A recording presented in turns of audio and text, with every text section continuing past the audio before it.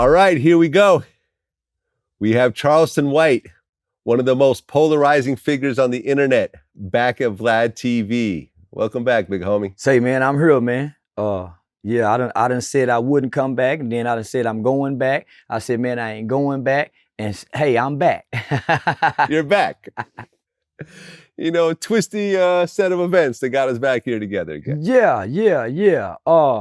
God know what he doing. At least my God. I don't know about nobody else, God, but the God I pray to, man, he got to know what he doing if I'm back on here. There you go. Well, we got to talk about the elephant in the room to start with. And that is your YouTube channel has been shut down. Yeah, they kicked me in the ass. I don't know if y'all ever saw the movie Roots, but I show up on the plantation like Kunta Kinte when he first got to the plantation. I showed up like Kunta on YouTube, talking bad, walking bad, and I kept doing things, and I got the first strike, and I was still hollering Kunta. I got the second strike, I was still hollering Kunta. I got the third strike. Now I got the second strike, and I was still hollering Kunta. And then I got an email saying that the YouTube specialist something have demonetized my account. So now at this time, I'm hollering Toby, but he can't hear me hollering Toby. He steady hit me with that whip. I'm hollering Toby, he just can't hear me. So then, that little motherfucker Foolio, talking about he'll slap me. And shit, man, I run away again. And this time they cut my foot off. And they said, man, you deleted. And yeah, now I'm walking around like Kunta Kinte, saying I'm Toby with that foot cut off, and I can't run away no more. So yeah, I'm fucked up. Well, about a week before your YouTube channel got shut down, I made a phone call to you. Courtesy call. Courtesy call. Yeah. And in that call, I said, listen, big homie, you know, you are my elder, so I cannot tell you how to live your life. You're older than me, and I respect you as the elder. But when it comes to the YouTube space, I'm the OG of this, right? I had a YouTube channel a few months after they created the monetization program back in 2008. So I have 13 years of seeing this, working on this every day. And what I said was, look, I see what you're doing, and I see how you're ruffling feathers and so forth. But some of the things that you're saying is ultimately going to get your whole YouTube channel shut down. Right? That's exactly what you said. Mm-hmm. Yeah, and I thought you didn't know what the fuck you were talking about.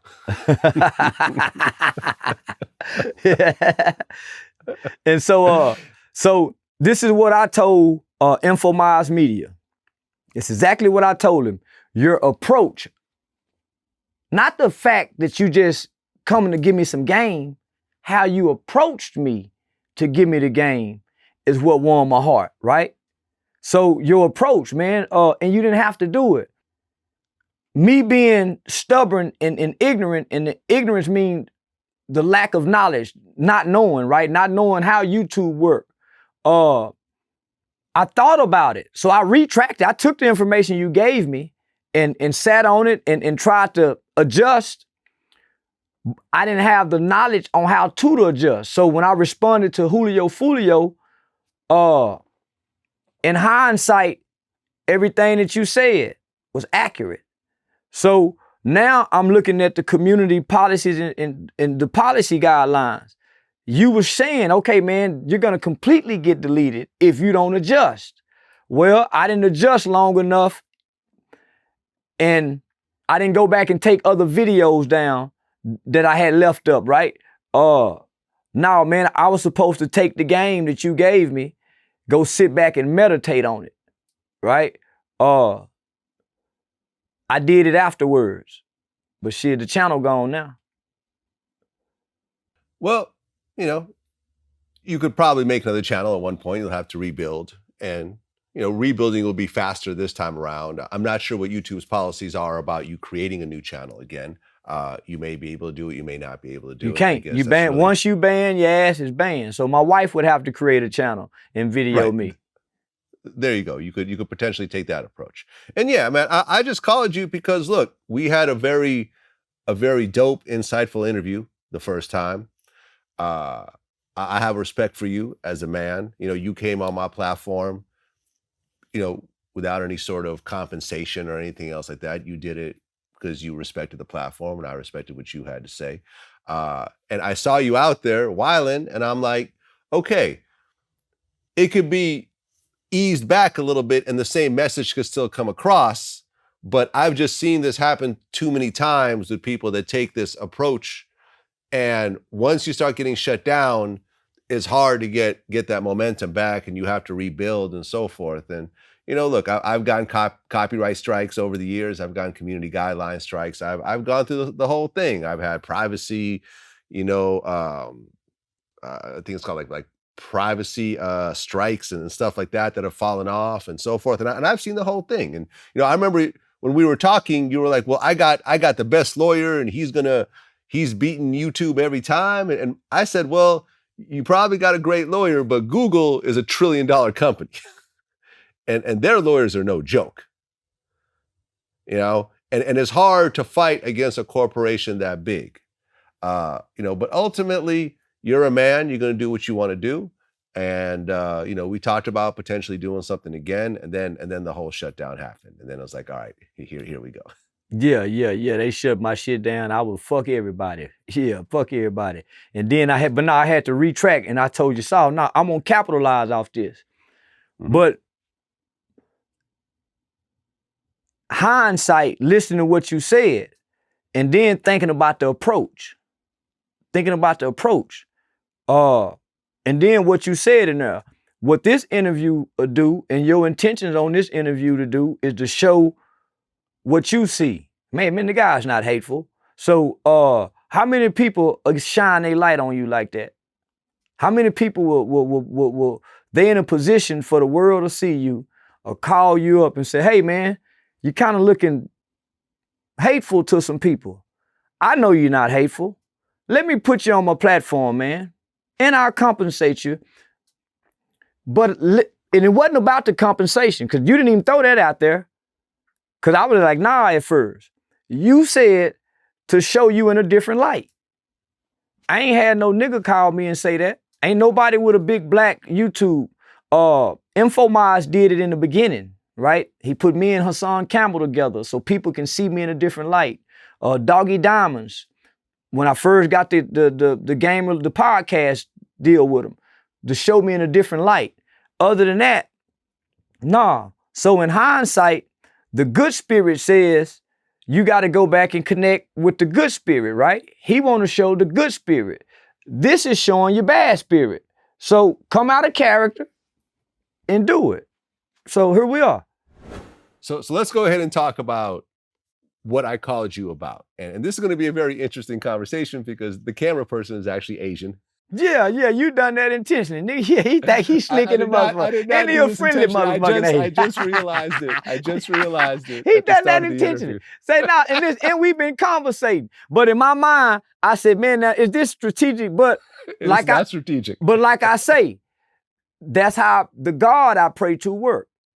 Right. Yeah. There you go. Okay. So let's go ahead and talk about this whole situation, because this caused a lot of the uproar and everything else like that. Yeah. You have made some comments about Asian people. Yeah. And it was taken as you talking about Asian people as a whole, whereas when you and I talked on the phone, you made very specific points about what you have a problem with in terms of what specific Asian people have done. The nigga Asians. Yeah, the nigga Asians. Not this Asian. He ain't nigga. I'm the nigga Asians. The ones that they nigga. They try to play nigga. They want to be nigga. They say nigga. They rap. I got a problem with that, right? I got a problem with black people saying Vlad is a culture vulture, but we got Johnny Dang can say, hey, my nigga. And we don't even make him explain it to us, what he said, if he said it. Hey, you see what I'm saying? You can't do it. So it's not to defend you, but I'm saying, okay, let's look at what we think is a vulture to us. Asian Crips. That's a What the fuck? How the fuck can that go on? Now, hold on, Crips and Bloods. Now, we kill each other. It's just like two brothers in the house fighting. Me and my brother can beat up each other all day long. It's not right.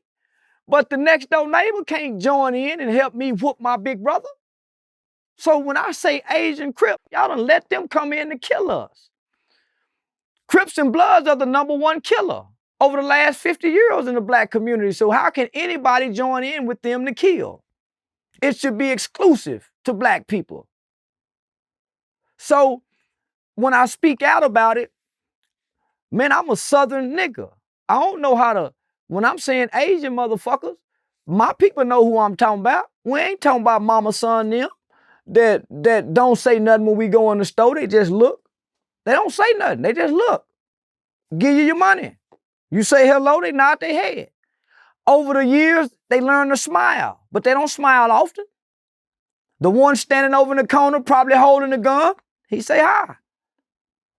Man, I took Infomize in the Stop 6, they doing a documentary. I took them to the Asian stores to say, hey man, all the Asian people, all the black people that used to die that they know, they got the obituaries. It's a video of me going viral, of me telling the hotel people, leave them Asian people alone. Nigga, they don't bother us. They tried to make it look like, is he contradicting himself? No, whoever right is right, whoever wrong is wrong.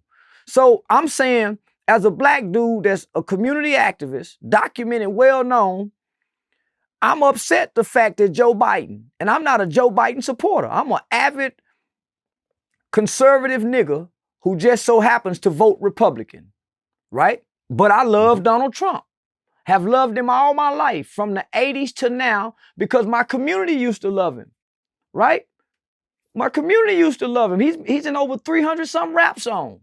From Jay-Z, Jeezy, man, hey, we done talked about him. He got pictures with every black figure you can think of, smiling, having fun. He done partied with Russell Simmons. So that's my political ideology. My racist ideology, not that it's okay to be a racist. It's not okay to be hateful. It's okay for white people to want white people to be better than whoever. It's okay, right? It's all right to be prejudiced, as long as I don't act on that prejudice, right? I can sit back and not like whoever. I have a right to that. We grew up watching Archie Bunker and George Jefferson, two of the most prejudiced guys on television. Right. And we loved them. But they wasn't, and they was racist, but they wasn't hanging people. They wasn't burning crosses. My belief is my belief, right? So I took my belief to social media and say, man, Joe Biden now, how them Asians get a legislation before us? So that was my rant. That was my take, right? So now I'm not arguing, but I'm directing something at Johnny Dane. It's not at all Asians. It's not at all Asians. And I'm specifically saying, man, they using the word nigga, and so they grouped all Asians in. Well, I ain't got to explain myself to nobody. And I didn't, so I ain't got to explain myself. So when I hear China Mac say, he'll slap me, he'll punch me in the mouth, you on a national stage. I'm a highly respected man in the state of Texas, from the governor to Sheriff Bill Wayburn to the mayor of the city. I'm a PTA dad. I got, man, you go say you go hit me. Man, so that's where that went. So now I put all Asians in it just to make you mad. Yeah, I put all Asians in it just to make you mad. But it ain't no evidence that I done anything hateful to nobody. I have a right to hate if I want to hate. This is America, right? This is the United States of America. I have a right to say hateful things. I don't have a right to act on them. Well, China Mac is a regular on my show. In fact, I gave him his first interview when he got out of prison. I ain't never heard of him before. I've never heard of him before until he mentioned, he said, I ain't even know who he was. Right. Me and China Mac are cool. We're, not only are we cool in a professional setting, but in a personal setting as well. We go out, we have dinner, we conversate. And originally, when China Mac first came out, he was using the N-word in some of his raps. And we had conversations about that. And, a few years ago, he did say, I'm wrong for that. I'm not gonna use the N-word anymore in my personal life or my music. Once I started making music, I realized that, people are gonna listen to my music, people are gonna see my material that are not my friends, or that they're not in front of me to say, hey, China Mac, I feel disrespected by you saying that. You understand what I'm saying? And then I also looked at it in the light, like, if people were saying chink this, I would feel disrespected. You understand what I'm saying? So regardless of if you have a bunch of Chinese friends and a bunch of Asian friends, regardless of that, I still feel disrespected because it's me. I'm not okay with you saying that. You understand what I'm saying? So I took that into consideration, and I decided not to use that word in my music, in my videos. I try my best not to use the word. Still, it slips up. Still, I say it once in a while here and there, but I try my best not to do it because I want to respect the people. I want to respect other people. And I agree with you. I don't think that Asians, whites, Hispanics should be using the N-word at all. I'm not a fan of the word of anyone using it, to be honest, but as a white person, I'm not going to tell a black person not to use it. That's out of my element. But I can say when it comes to other races, they shouldn't be using it. Let me just say this. My grandmother's 81 years old. It's on her birth certificate. What do you mean? The word nigger is on her birth certificate. Nigger. Why? They was niggers back then. They didn't have a name. The race was nigger. So how can we let that word go when that race was nigger? It was a race of people that was niggers. They wasn't blacks. They wasn't African Americans because they wasn't from Africa. We have to understand, which I understand, niggers was made. There's a book on how to make a nigger slave. It wasn't until Mark Twain in the book Huckleberry Finn that black people first got a name. His name was Nigger Jim. Come here, nigger. It wasn't come here, little Bobby. It wasn't come here, boy. Say, nigger. And all niggas looked. You, nigger, come here. What's his name? What? Nigger, you, come here. He didn't have a name. When he was born, look at that nigger baby. Look at that nigger man. Mark Twain was despised for giving Jim a name. Nigger Jim. So how can we say we shouldn't say that word when my grandmother is still alive? The old man Weasel, born in 1945, all he ever know this word nigger. It was the last word. Look at that nigger hang, die, nigger. So how we gonna take that word and say we can't use it, it shouldn't be used? It was given to us, and it was created for a race of people. As time went on, we wanna be black. We want to say I'm African American. We want to say I'm Pan-African. We want to say I'm Israelite. We want to say I'm Muslim. I'm nigger. So when I hear other people using that word, man, no. My grandmother is still alive, China Mac. So you want to hit me in my mouth for saying y'all got rights before us. You want to propagate hate. Your hate toward me plus violence. I never said a harming by nobody. So he brought the violence to the black man. The other Asians, the Crips and Asians, fuck that nigga Charleston. Yeah, come up here. How can that Asian, a group of all Asians, call a black guy a nigger and YouTube allow that to go with commercials? How? They're using a racial slur, Asians, advocating violence toward a black guy. So I'm saying, nigga, fuck Asians at this point. All the Japanese, all of them. So now I'm looking at everything they done wrong. What about all the other videos? Right? What about that Asian guy who shot that 6-year-old kid? Where is that same voice for that situation as what Charleston was saying? Nobody have came out and denounced it. China Mac went on every platform. Those Asians done 3 videos. They ain't come up and said nothing since that 6-year-old nigga baby been shot. So nah, homie, I sacrifice another YouTube page, man. I lived good before I was introduced to YouTube. I was walking on marble floors as a kid. I'm a god in my state. I'm a king around this motherfucker, man. I ain't got to go nowhere. So what I'm saying is, everybody's silent when that Asian guy done that. So when you call, man, why not take the opportunity to explain this? Now we got another video where this manly looking lesbian chick go behind the counter and they brutalize her. Boom, boom, boom. Hit her in the head with the pistol. The other Asian man comes from behind the stove. She's submissive at this point. He hitting her. And them punk ass niggas in the store saying that's enough. Somebody was supposed to die for that sister, homie. I'm that kind of nigga.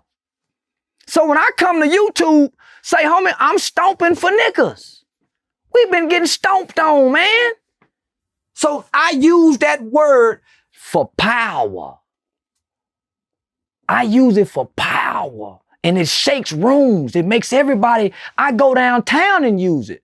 I done been downtown Fort Worth in the middle of lunch hour outside of City Hall saying, I can't wait till we start raping white women like white men used to do to niggas.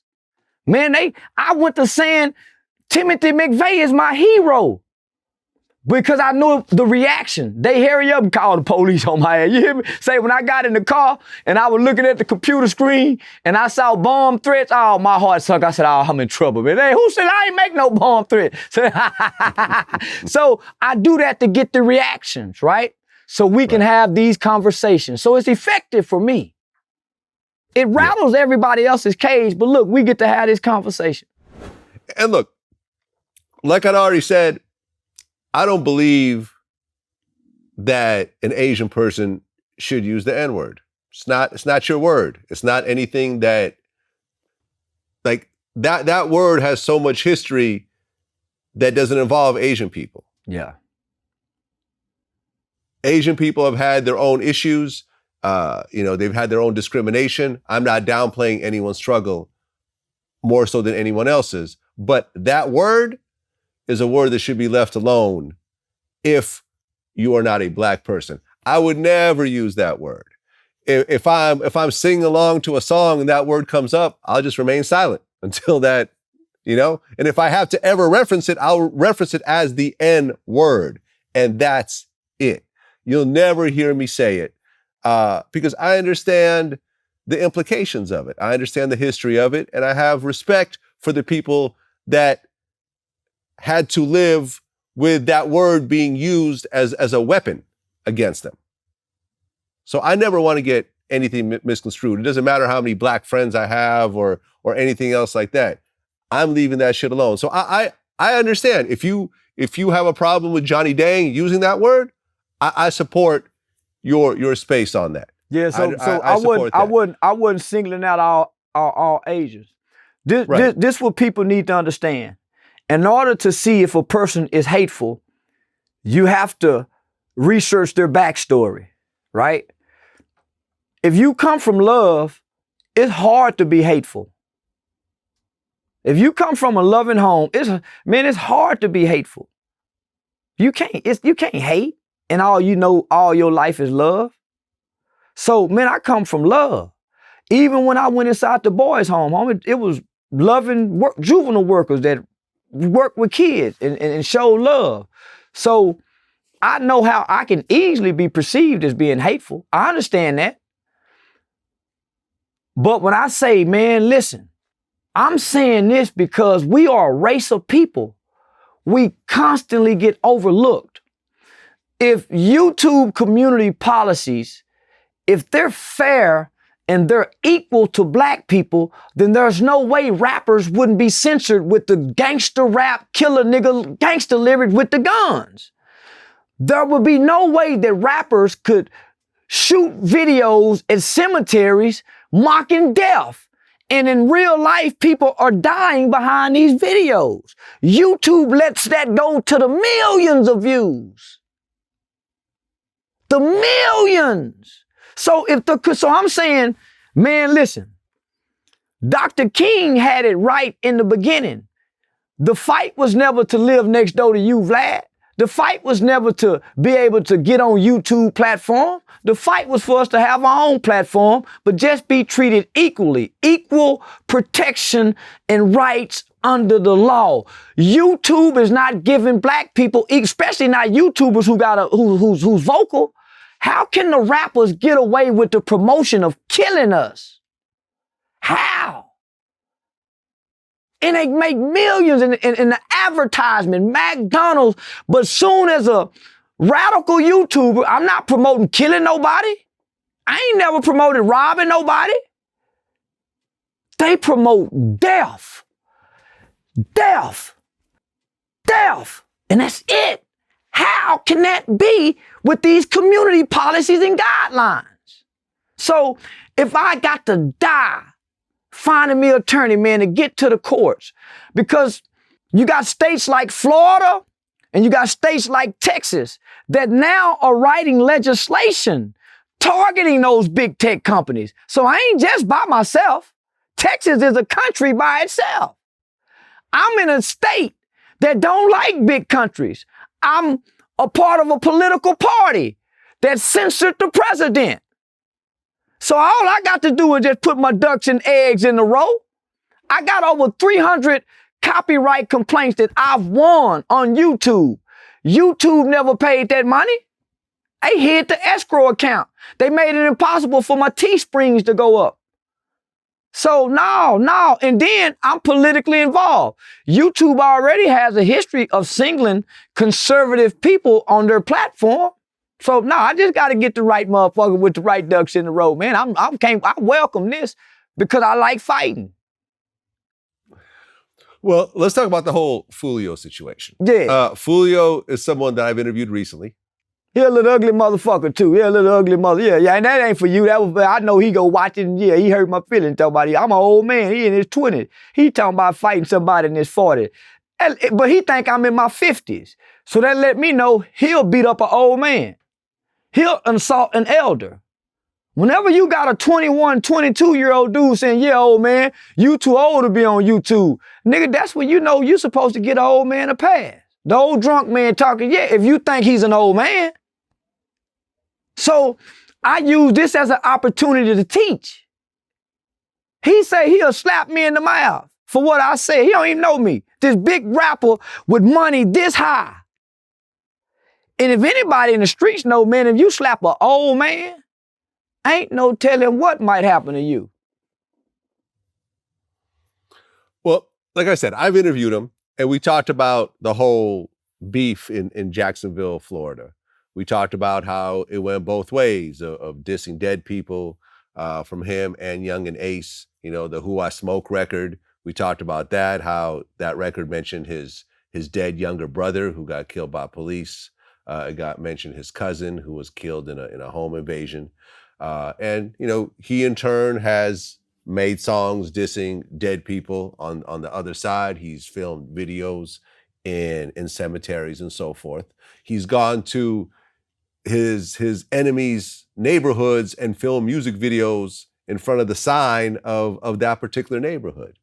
And what I said in that interview, which hasn't been released yet, you know, the YouTube members already have it, but the general public doesn't have it yet, is that it reminded me of another situation in the Bay Area, which is where I'm from.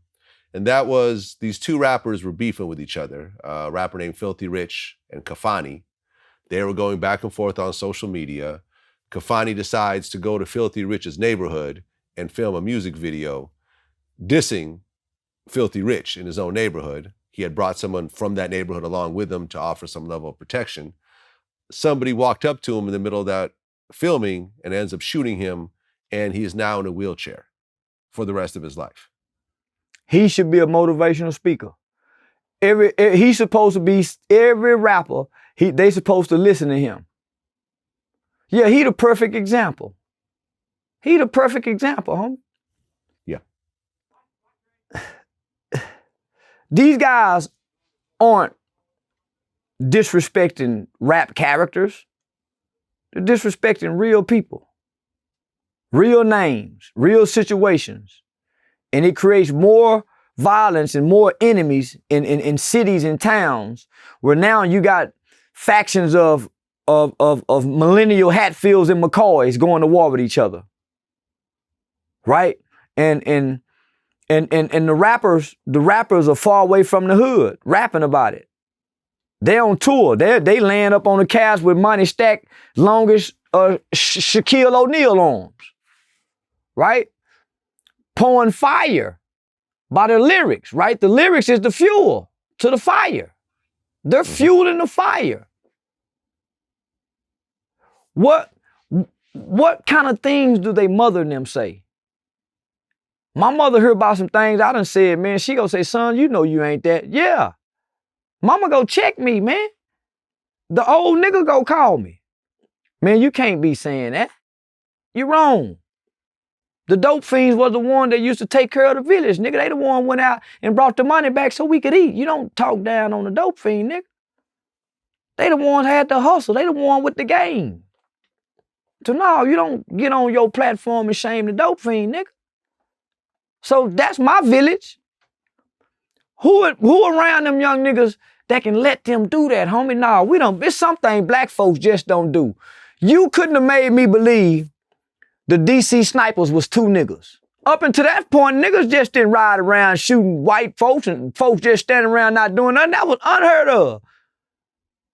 In a Caprice, a box Chevy Caprice, you couldn't have made me believe that were two niggas. So it was certain things that you hear about and you just said, nah, man, it gotta be a white person. You know, from stereotypes, right? That comes from our cultures. Hey, homie, it's just some things you don't do to your other people. Man, you don't jump on a nigga mama at the store because you got, so that's what they doing. They beating up on the parents. So at what point do we keep being silent about gangbanging? At one point do we keep being silent about the continuous and constant and consistent promotion of killing black males and black songs, right? So here I come speaking out against it. I got backlash from Whack 100, I got backlash from all these rappers. What am I saying wrong? I'm saying, little homie, you wrong. And we supposed to, as a black community, we supposed to deal with y'all, not the white police, not the juvenile system, not the prison system. We supposed to kick you in your ass before the police put handcuffs on you. We supposed to been to kick you in your ass good enough that the prison don't get you. So what am I saying wrong? Now, we don't like the way he delivered, but man, he's saying some real shit. Man, when grandmama say, get y'all ass up and get ready for school, boy, if you don't get your ugly ass off the phone and go get in the bathtub, you don't like that delivery, but it got your attention. So I got everybody's attention. So who go figure out if I'm hateful? No one's figured that out. Vlad the first one said, man, let me see. Ain't nobody sat me down and asked me the things you asked me. They want to know about this. They want to know about that. They're not exploring the individual so we can see what's behind the character, see what person's behind the character. That's why we missed Earl Simmons. Because we wasn't trying to explore. We wasn't trying to see behind the character, homie. That's why we missed whatever Prince's real name was. We were stuck on Prince. So, nah, man, so very few people want to sit down and get to know the individual. They want the character. So I bring the character. Well, like I said, I interviewed Foolio. I also interviewed Young and Ace. And in both interviews, my whole thing was, look, I understand there was a lot of violence back and forth. I understand there was a lot of, nasty things being said, very hurtful things, very personal things being said along the way. But if you guys continue down this path, everyone's going to be dead in a wheelchair or in prison. There really is not, maybe the main guys will be able to survive all this because they could afford the security and live in gated communities and only come out during certain moments. but in general, it's going to bring more death and destruction, and no one really wants that. At some point, you have to sit back and say, we're just going to have to talk it out and either agree to disagree and just kind of keep moving with our lives. You see what I'm saying? Yeah. So ultimately, what I try to push in these interviews with these young men, who are all much younger than me, a lot of times they're half my age or even less, is that it takes a certain level of intelligence and wisdom to get into your 40s and 50s.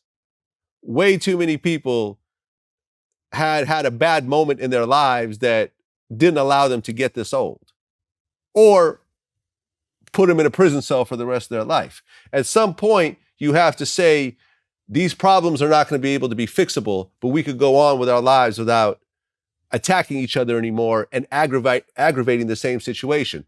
I have enemies just like everyone else, but I don't sit there and dwell on my enemies and keep talking about them and keep escalating the situation. Ultimately, when they see that I don't put out that energy, they stop putting out their energy, that same type of energy, and they go on and do something different. If both people aren't clashing with each other, ultimately both people will go on with their lives. And I don't want to see any more people that I've interviewed die violently, because I've had so many people I've interviewed die violently. Let me just say this. It's crazy to me. Most rappers are not leaders.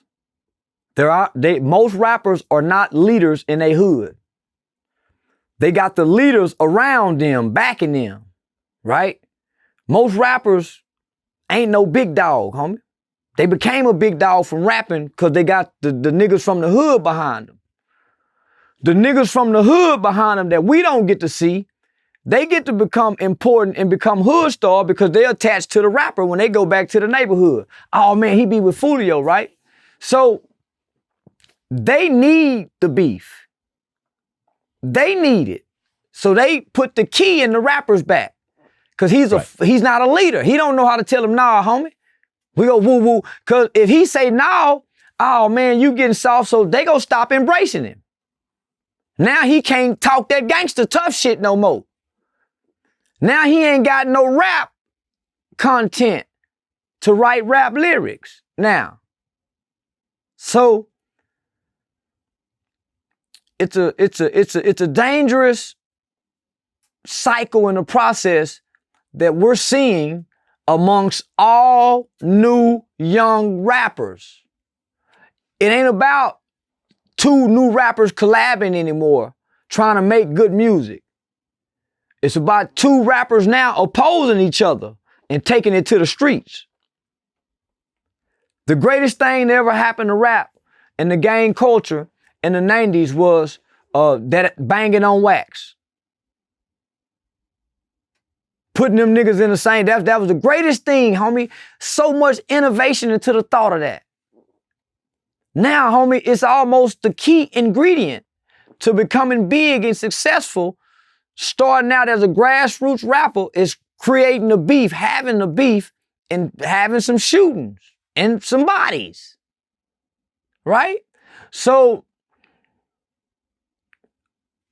they're saying we can't say nothing. We have to sit back in silence, and you can't speak on black violence. You can't speak on drill rap. You can't speak on dirt. You can't speak on what we think is wrong. So even our community and our rappers saying, you better shut up, old ass nigga. So can you imagine what they do to their grandmothers? So we can't correct y'all? We can't correct what we think is wrong? I'm not no guy coming from the street corner. I'm not no guy coming out the trap. I'm not no guy parking a forklift, getting in my car, getting on YouTube talking. I'm talking from a juvenile justice advocate community working with kids. A decade. It's a difference. Well, you had made a comment that Jackie Chan is a disgrace for not leaving his son all of his money. Man, yeah. And I'll be honest, I kind of feel where Jackie's coming from. If number one, when it comes to money, right? As someone that was dead broke at one point, was homeless, sleeping on couches, to someone who gets to handle millions of dollars, I am fully aware that you cannot give a homeless person $1 million and expect that person to do anything but waste that money, right? It takes a certain level of experience. First, you got to know how to handle $100. Then you got to handle 1,000, then 10,000, then 100,000. You have to build up and know how to handle this money. The Richest Man in Babylon really broke this story down very well. It's a great book that I learned from. You guys should go read it if you haven't already. But the reality, the way I saw Jackie saying is that his son ultimately has been somewhat of a fuck up most of his life, hasn't done very much, isn't motivated, has leaned off his rich dad his whole life. So he's going to leave him some money to the point where he's not going to be homeless, but he's not going to leave the hundreds of millions to his son when his son has no experience actually handling that type of money. That's my point of view. So who do you leave it with an estate? Who do you give your money to? Because what makes you think the people that you leave it to ain't go fuck it up and steal and squander? Track records. Because certain organizations have track records of doing good with the money that they are given. In those organizations, you still have humans. Every organization got a thief stealing. Every church, every job, every goodwill got somebody in there stealing. Right. What makes you think that when you die, people, man, you think the people got Michael Jackson money is doing right by his family the way he would just, man, no. My mother. Well, hold on. In that particular case, the people who have Michael Jackson's money is his mother. And from what I understand, and I've talked to the Jackson family, his mother is doing right. She's distributing the money to all the grandkids and that's what I'm saying. You give it to mama, but an estate, right? Mm-hmm. A trust. Your family got to wait on them. What if they get a new CEO? What if they get a new board of directors? No, man. Mom, I've never been hungry. I've never been poor. I've never been homeless. I've never not been able to buy new shoes, new clothes. So I don't know what that's like. I don't know what it's like to wake up not know where I'm gonna live. No, mama, can I borrow $5,000 for what, son? When you gonna pay me back? How often you gonna pay me back? So my mother taught me a wise man stores up an inheritance for his children's. So if nothing else, man, them grandkids got to get something. My son, I'm gonna make it to where he can't leave fuck off everything. But man, I'm not giving nothing, taking nothing away from my family to give it to a charity. Charity starts in the home. Charity starts in the home. Okay, I feel you on that, right? But let's just take away the charity aspect of it. What about you take the money and you build a hospital? Man, fuck that hospital. My son want to get high and blow dope and fuck hoes while I'm dead and gone. So what? I'm dead and gone. He might get it together one day. The prodigal son. He went off and squandered off the inheritance. And when he learned his lesson, he came on back home. No, man, whatever that boy want to do, man. I'm dead and gone. Why do I care what? I'm dead. Right. Yeah, no, man. Shit, no. So now, my culture teaches me that that's a disgrace. Your daddy got all that money, and he gave it to the Goodwill, and boy, you down here, I don't care what kind of, that money might would have changed your life. Let me just say this. My father died in 2009. I was 6 months out of the streets with a 6-month-old daughter and a 5-year-old son. Me and baby mama together. She on the run. She been on the run for about 2-3 years. They finally get her. I got the baby. Daddy die. Mama come in the house and say, mama call and say, son, they say Charles Ray died. I don't really know my daddy. I don't really know that nigga. I said, oh, okay, mama, and went back to sleep. Hung up the phone and went back to sleep.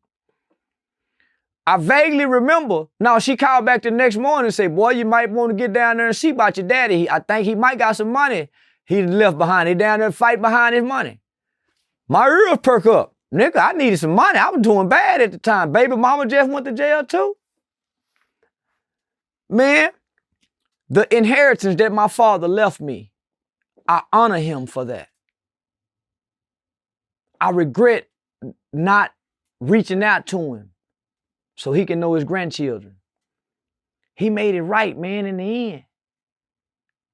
You see what I'm saying? He made it right. I resented him. Yeah. Passed him up one day, saw him on him, passed him up. Didn't even stop. But when he died, and I realized, and he didn't intend to leave me that money. He had no intention on leaving me that money. He had about $18,000, $20,000 in the bank. Because I'm his only child, I got that money. Now he got a legacy. Man, my father left me something.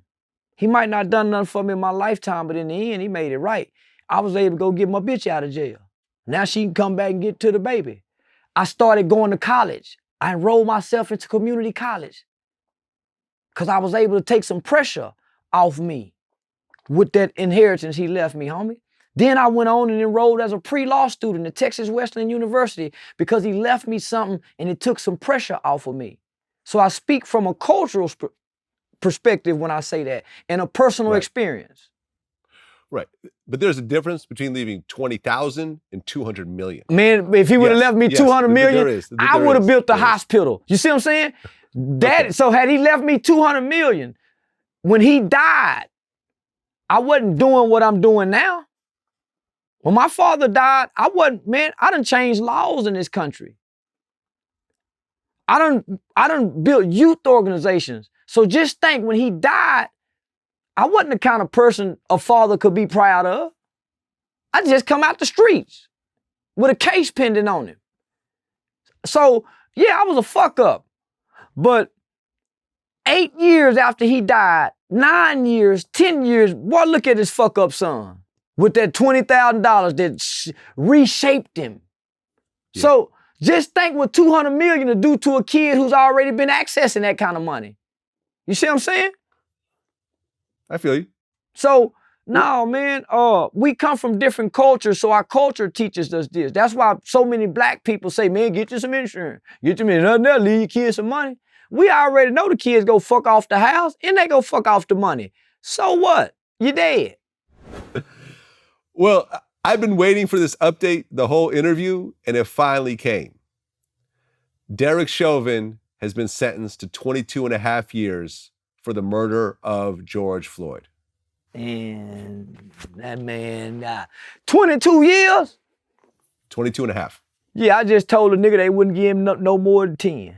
And he go come back on appeal in 3 like Amber Gaga and be home in 5.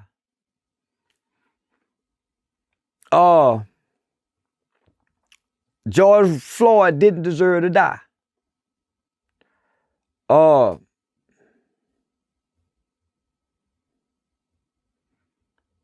22 and a half years in a police uniform. That's never happened before in America. That's gonna change the sentiment of policing, not for the better, but for the worse. Explain. Did you see the union get behind him? Yep. It's called a blue shield. So we don't get to see that invisible blue shield. We don't get to see the bond.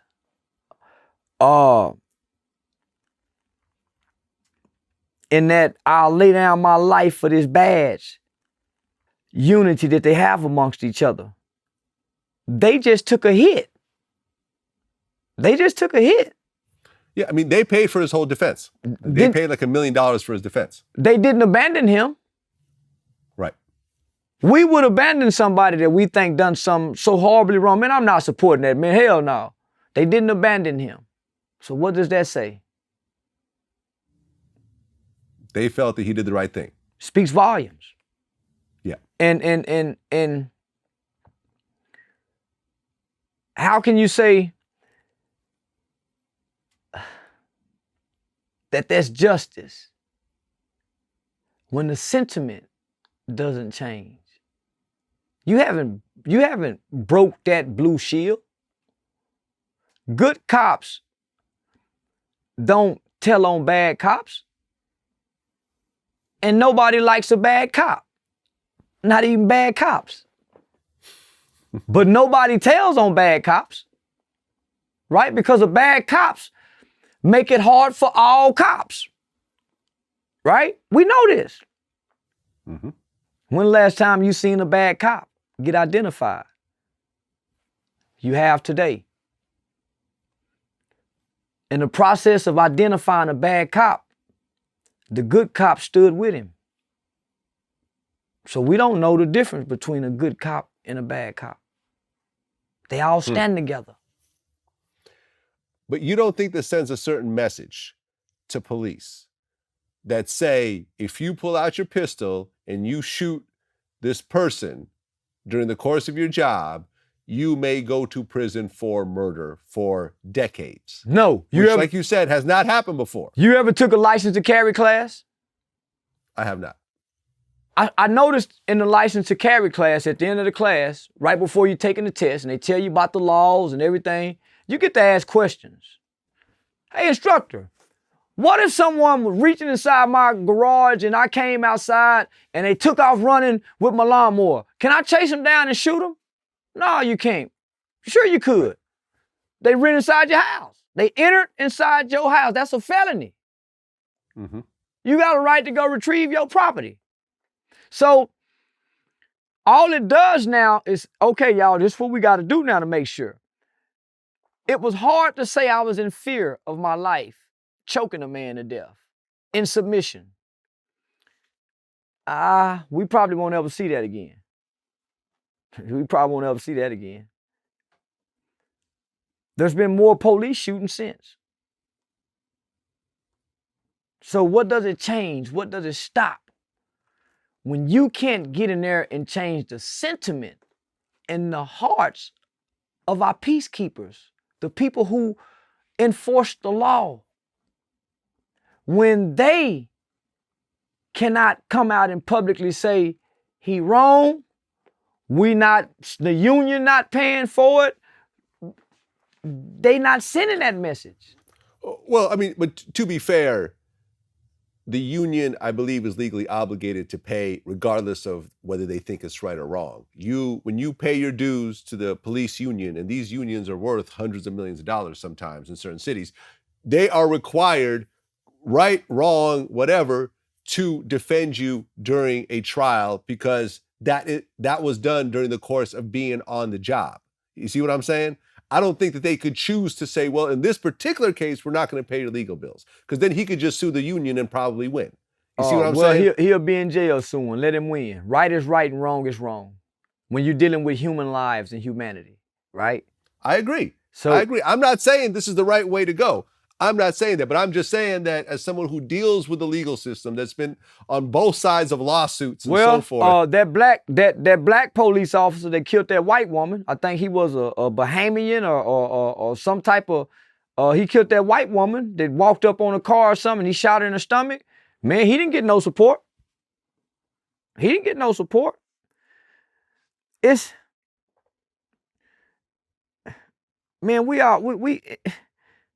We all know the police department, man, they don't tell on each other. They got some loyalty that we need as family members with each other. Man, they stand together. So in so many ways, I admire the unity that they have. But man, I'm at a point in my life where if I'm wrong, hey man, I'm wrong. If you wrong, man, you wrong. Right is right and wrong is wrong. We'll never be able to repair America. We'll never be able to mend racial injustices. We'll never be able to overcome racial barriers if we don't ever just look at right and say, yeah, that's right. Look at wrong and say that's wrong and don't put a but in it. There's always a but when the police is wrong. It's always a but. It's always a let us look. It's always a good excuse. It's always a justification. It's always a reason. And until our law enforcement agencies and officers can stand before us and just say that's wrong. And don't wait for trial to get a good excuse. Why should he have to go to trial when 98% of cases are settled in plea bargains? Make him plea bargain. Come on, man, you know you done this. So until then, there's no confidence in our law enforcement. Right. I mean, but to be fair, I watched some of the trial, and some of Derek Chauvin's superiors in the police force got on the stand and said, this is not what we teach our officers. This is not what we stand behind. This is not what we support. His own co-workers took that stand against him. And quietly and secretly, there's gonna be some repercussions for that. Whispers in a locker room. We don't get to see it because of the culture of the police department, the sentiment. You don't tell on another cop. You don't go against another cop. So going forward, you kind of like have a scarlet letter. We saw it in the movie American Gangster. Good cop turning all that money, everybody mad at him. We have to be realistic. And I don't mean to cut you off. I want to get this out. We have to be realistic and know, man, each man, each woman have a good side and a bad side. And typically, when someone is being bad and doing bad, there's a pattern of behavior. There's history to support that. So we saw history in Officer Derek's case, right? Man, come on, that's a close, so no, man. The smoking gun, it should have never got to that. So that's all I'm saying. The past actions, had they been addressed, wouldn't have never got to what we have today. Right. And I see what you're saying. And you're right. Most cases are done with plea bargains, right? But that only applies when there's some sort of reasonable time offered in a plea bargain. No one's going to take a 40-year plea bargain, right? I know a guy took 99. And I said, he did 90. What? Well, life without parole. At least 99 got a parole date. Right, yeah. I mean, they might take it for a parole date. Exactly. I mean, listen, Suge Knight took a 28-year plea deal. I thought that was crazy for a 50-year-old man to do that, but hell, he took it because he was facing his third strike and he was going to do life in prison. So 28 years, at least you might have an exit date. I get it. I think in this particular case, I don't know what was happening behind the scenes, but I'm sure that whatever plea deal Derek Chauvin was being given was not a slap on the wrist plea deal. He wasn't given a 5-10-year plea deal. They're probably offering him 30 years. He's like, well, if I'm getting offered 30 years, I might as well go to trial. The police department gonna pay for it. What do I have to lose at this point? And at the end of the day, Derek Chauvin is 100% wrong, but he did deserve a trial. He did deserve to defend himself, and he did deserve to bring up whatever facts in the case that he felt might help him in terms of his case. I support that. I don't support anything that he's done. I am 100% in agreement that this 22 and a half years honestly seems a little light to me. I would have preferred to see 30, which is what the prosecutors wanted. But 22 and a half, I think, is a decent number. It sends a message out. But at the end of the day, he did have the right to state his case. He didn't take the stand. He had the right to have his mother. I watched it this morning before our interview. His mother said he is not a racist. He's a good person. He's so forth. And George Floyd's daughter got to say, I miss my daddy every day. Let me just say this. What I've been able to sit back and observe since the death of George Floyd is a more, I hate to say this publicly, is a more laxed police department.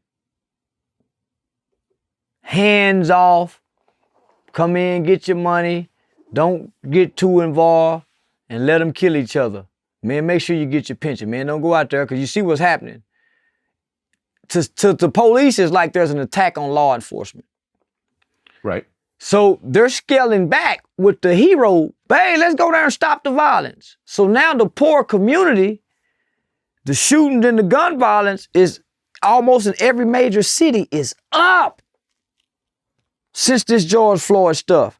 Because now the police, man, they ain't finna put their life in their job, in their freedom on the line.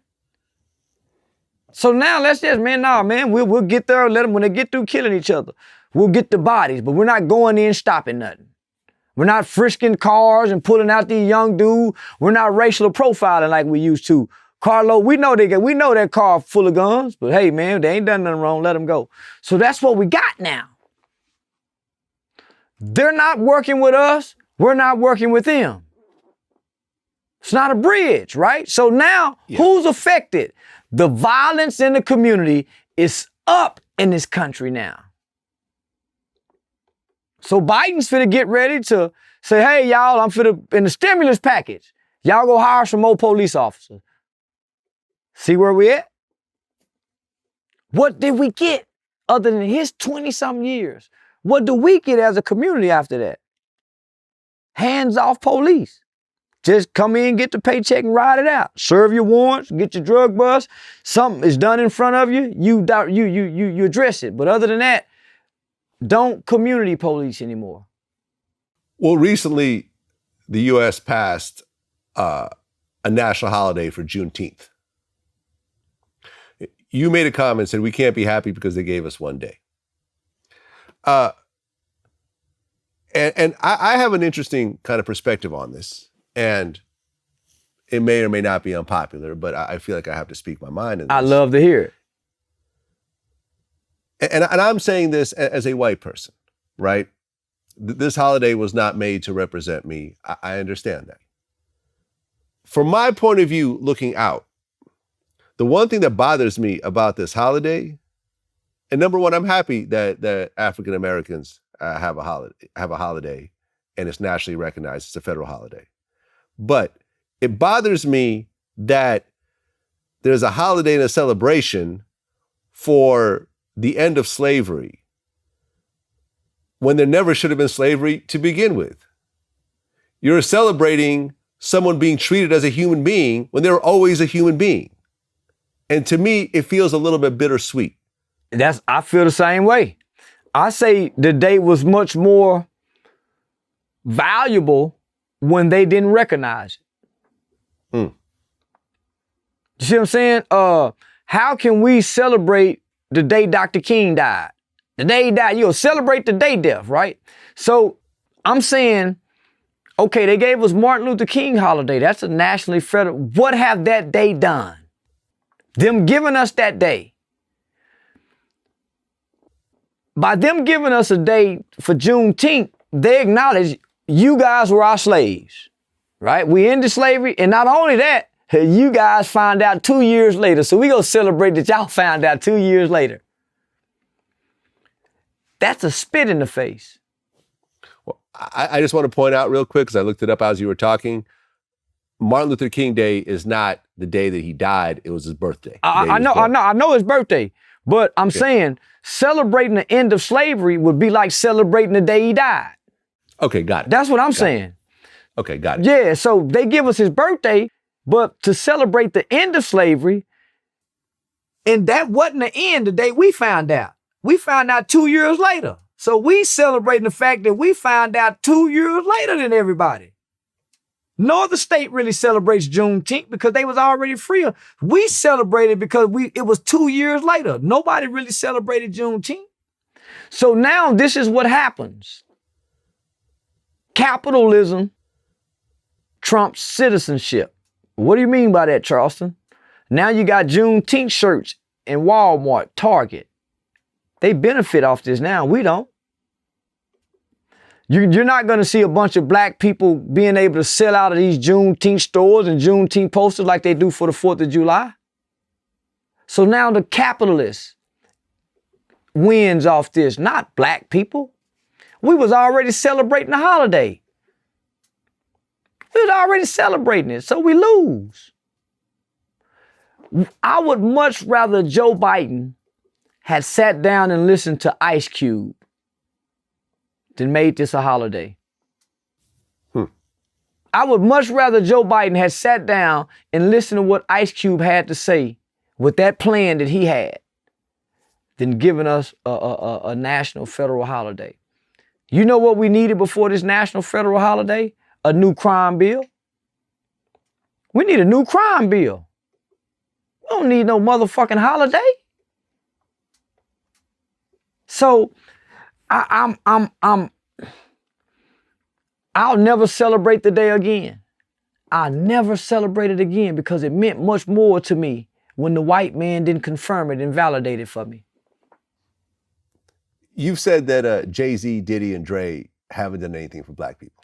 No, man, no. When you think about the boule, the bourgeois, no, man. They haven't. And it's not to discredit them, and they don't have to do anything. But man, no black banks. When you think about what those two guys who built Black Wall Street did, they was able to build Black Wall Street in the 1910s, 1900s, up into the 1920s. When you think about that, and you think about all the influence and affluence and power and wealth between Tyler Perry, man, we thinking, man, we don't need reparations. We don't need reparations with all of them. All we need is all of them to form a round table and put their great minds together specifically for us. An educational system, a few schools, a banking system, a major black label. It ain't no more No Limits, ain't no more death rows, ain't no more Motowns. We all going to white folks. Ain't no more Barry Gordys. Well, okay. Let's take a look at that particular statement.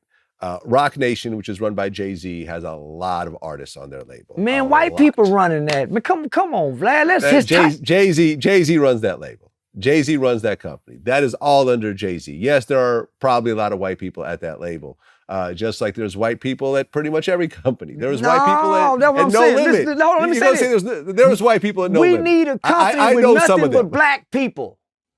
We don't need a black man. We don't need a LeBron James school with white people running it.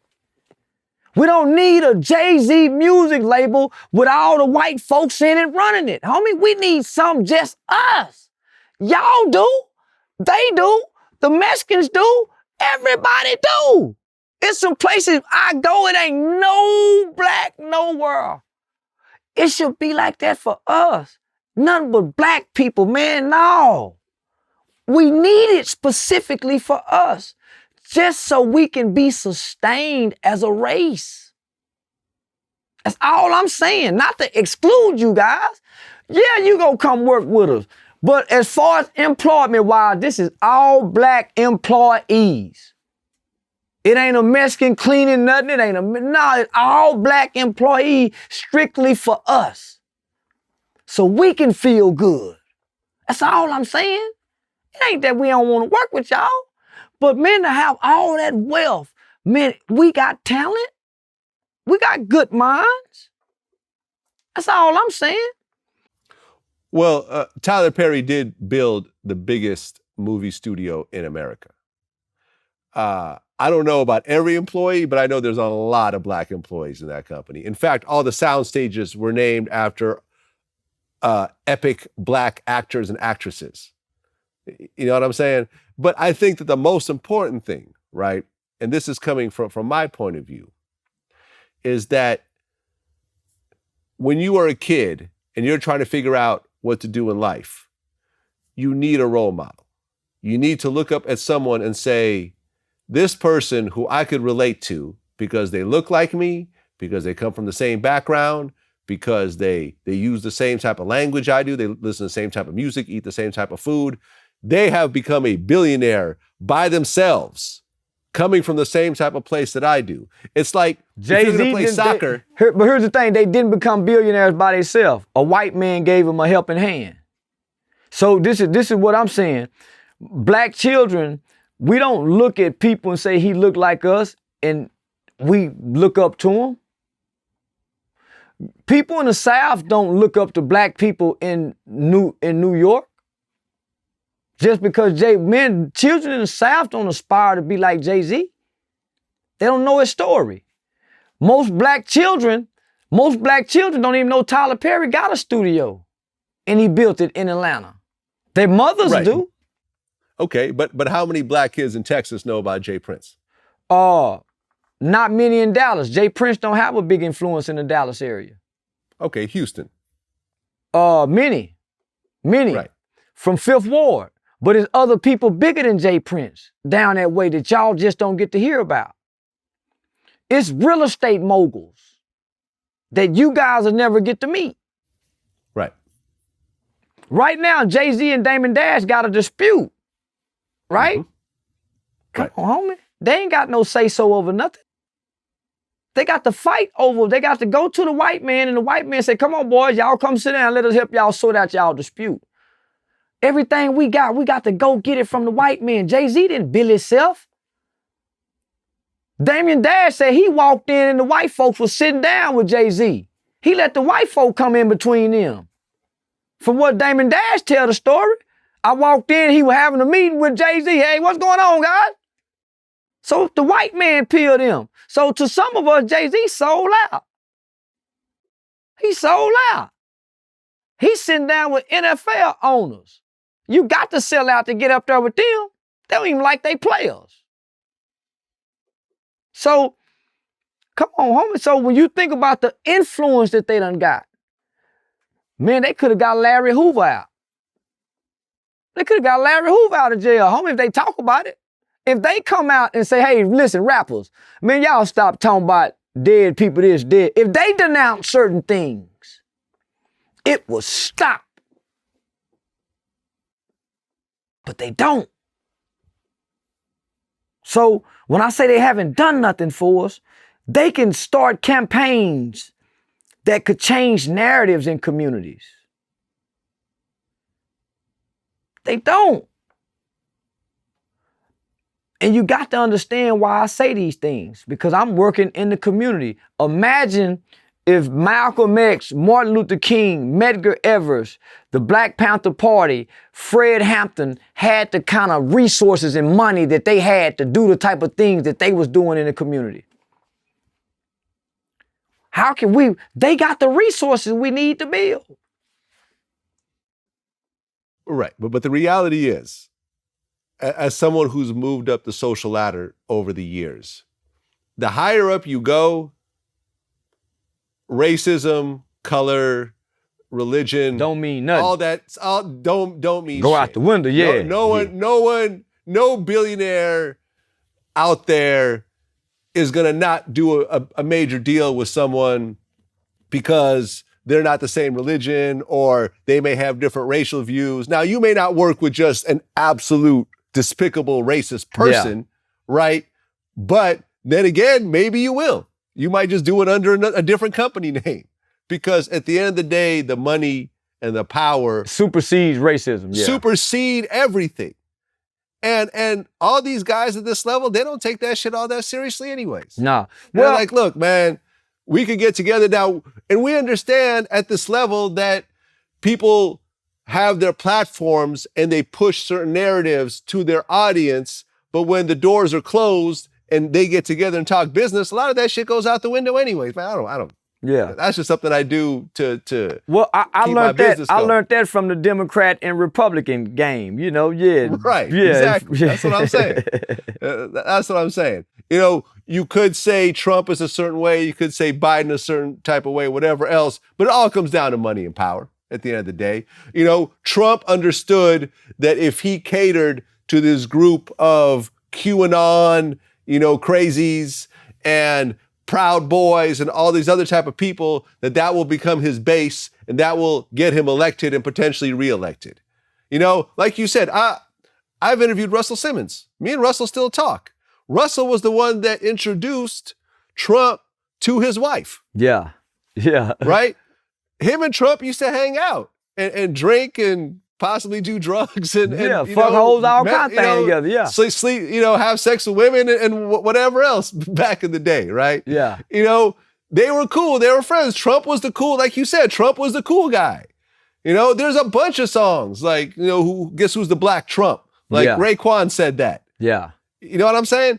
And once he became in that position, he realized, listen, I'm not going to win as the guy that's cool with everyone. I got to pick a side. Yeah. And this side is gonna go gung ho for me. But if I'm just across the board trying to please everyone, I'm just gonna lose to whoever, you know, in that case, Hillary Clinton. Yeah.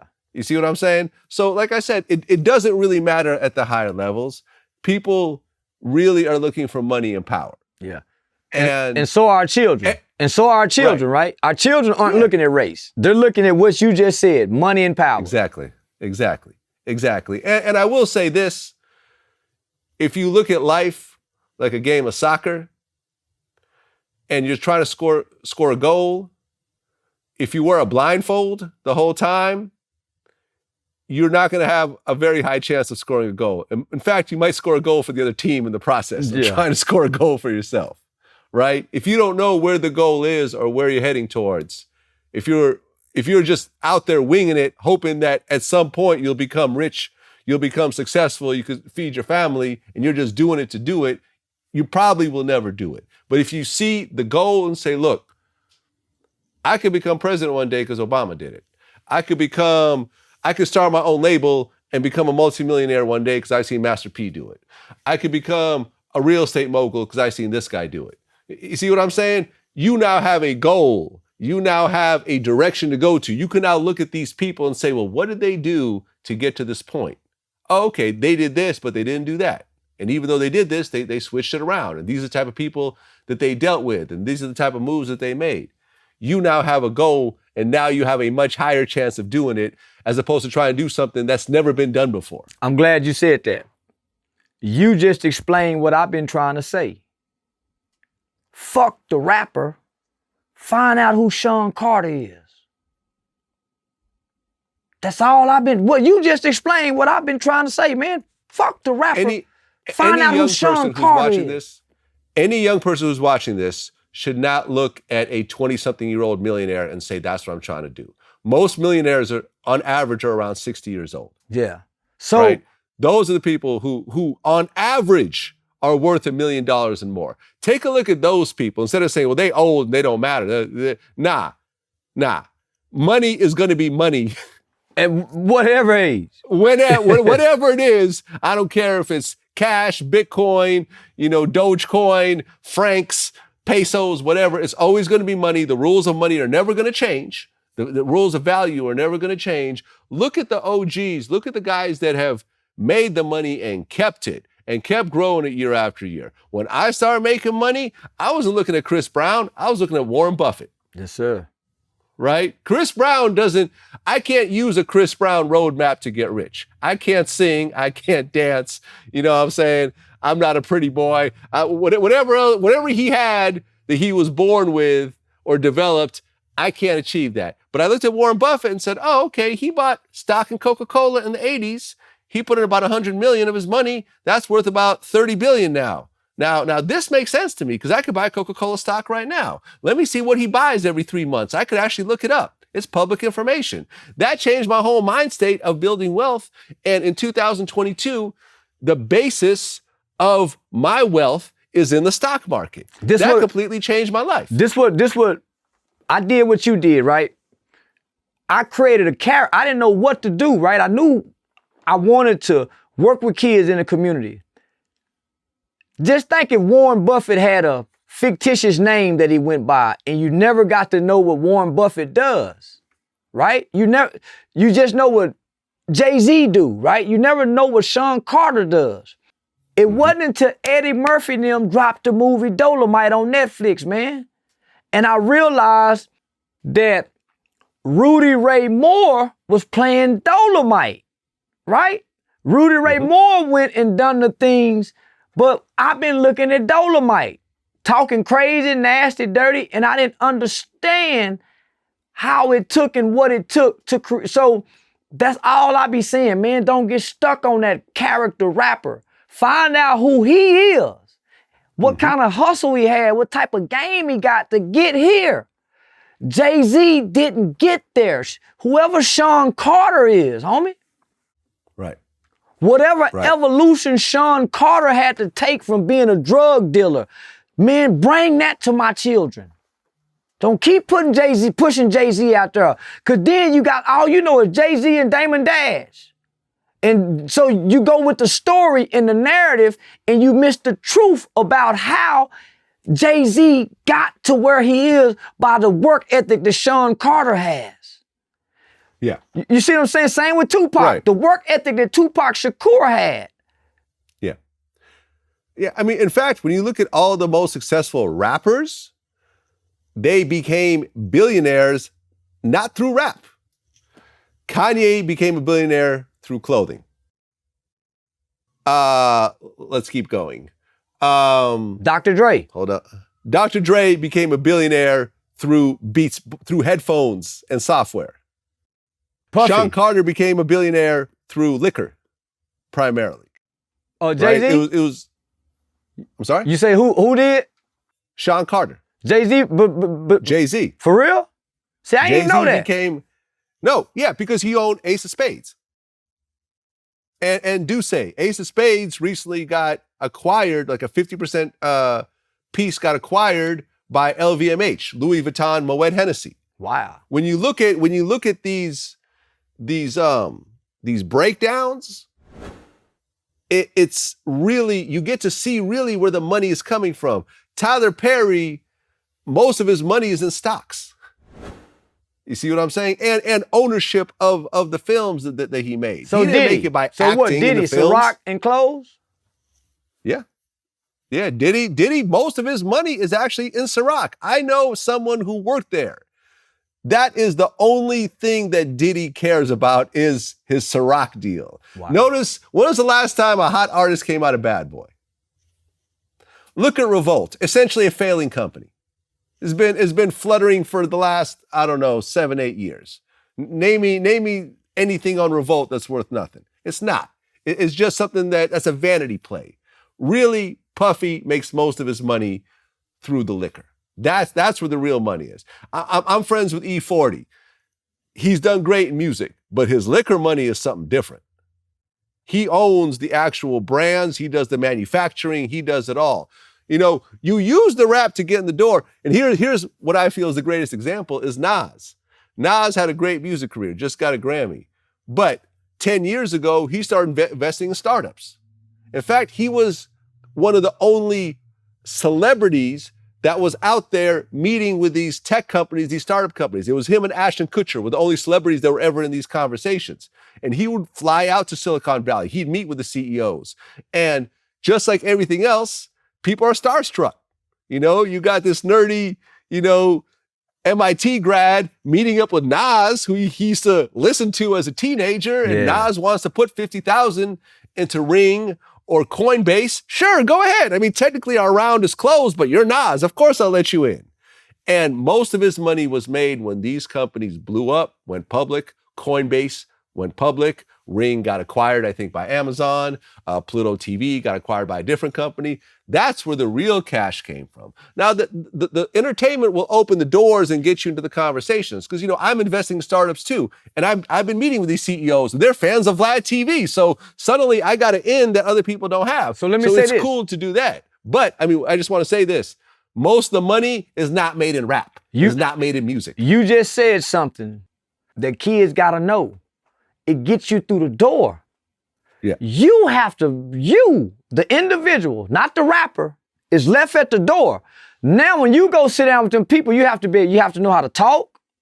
Mm-hmm. You got to have some kind of business sense. So they have to see something other than this gangster, dope talking rapper. So that's where the individual person comes in at. So that's who we got to know. Who is the person that gets in the door that gets to the top like that? Because it's not the rapper. Our children don't know that, Vlad. Our children don't know man, they finna watch this on here and hear all that what you saying. It's finna give a new mind to a new kid, a new teenager. Before that, most of what you said, I had no information about. You see what I'm saying? Yeah. So we're in an information age, but all I got is a rapper giving me information. Mm-hmm. So we're limited. So I'm trying to grow our nation of people, man, to produce people. I love Sean Cotton so much because he's taking the game you got and he's growing it. So now what I'm doing, I'm watching other people see him do what you do. Now they mimicking it. Not knowing that you started out with the whole monetization program. So who better to learn from? Right. And I've always felt that people in the same industry will do better by working with each other as opposed to beefing with each other. And I have always gone out of my way to see the next generation of media company come up and embrace them. When I saw Academics coming up, I reached out to him. Me and him are still friends. Sean Cotton, interview on my platform. Adam 22, interview on my platform. I go on their platforms whenever they ask me. We all work together. We share information. We do better together.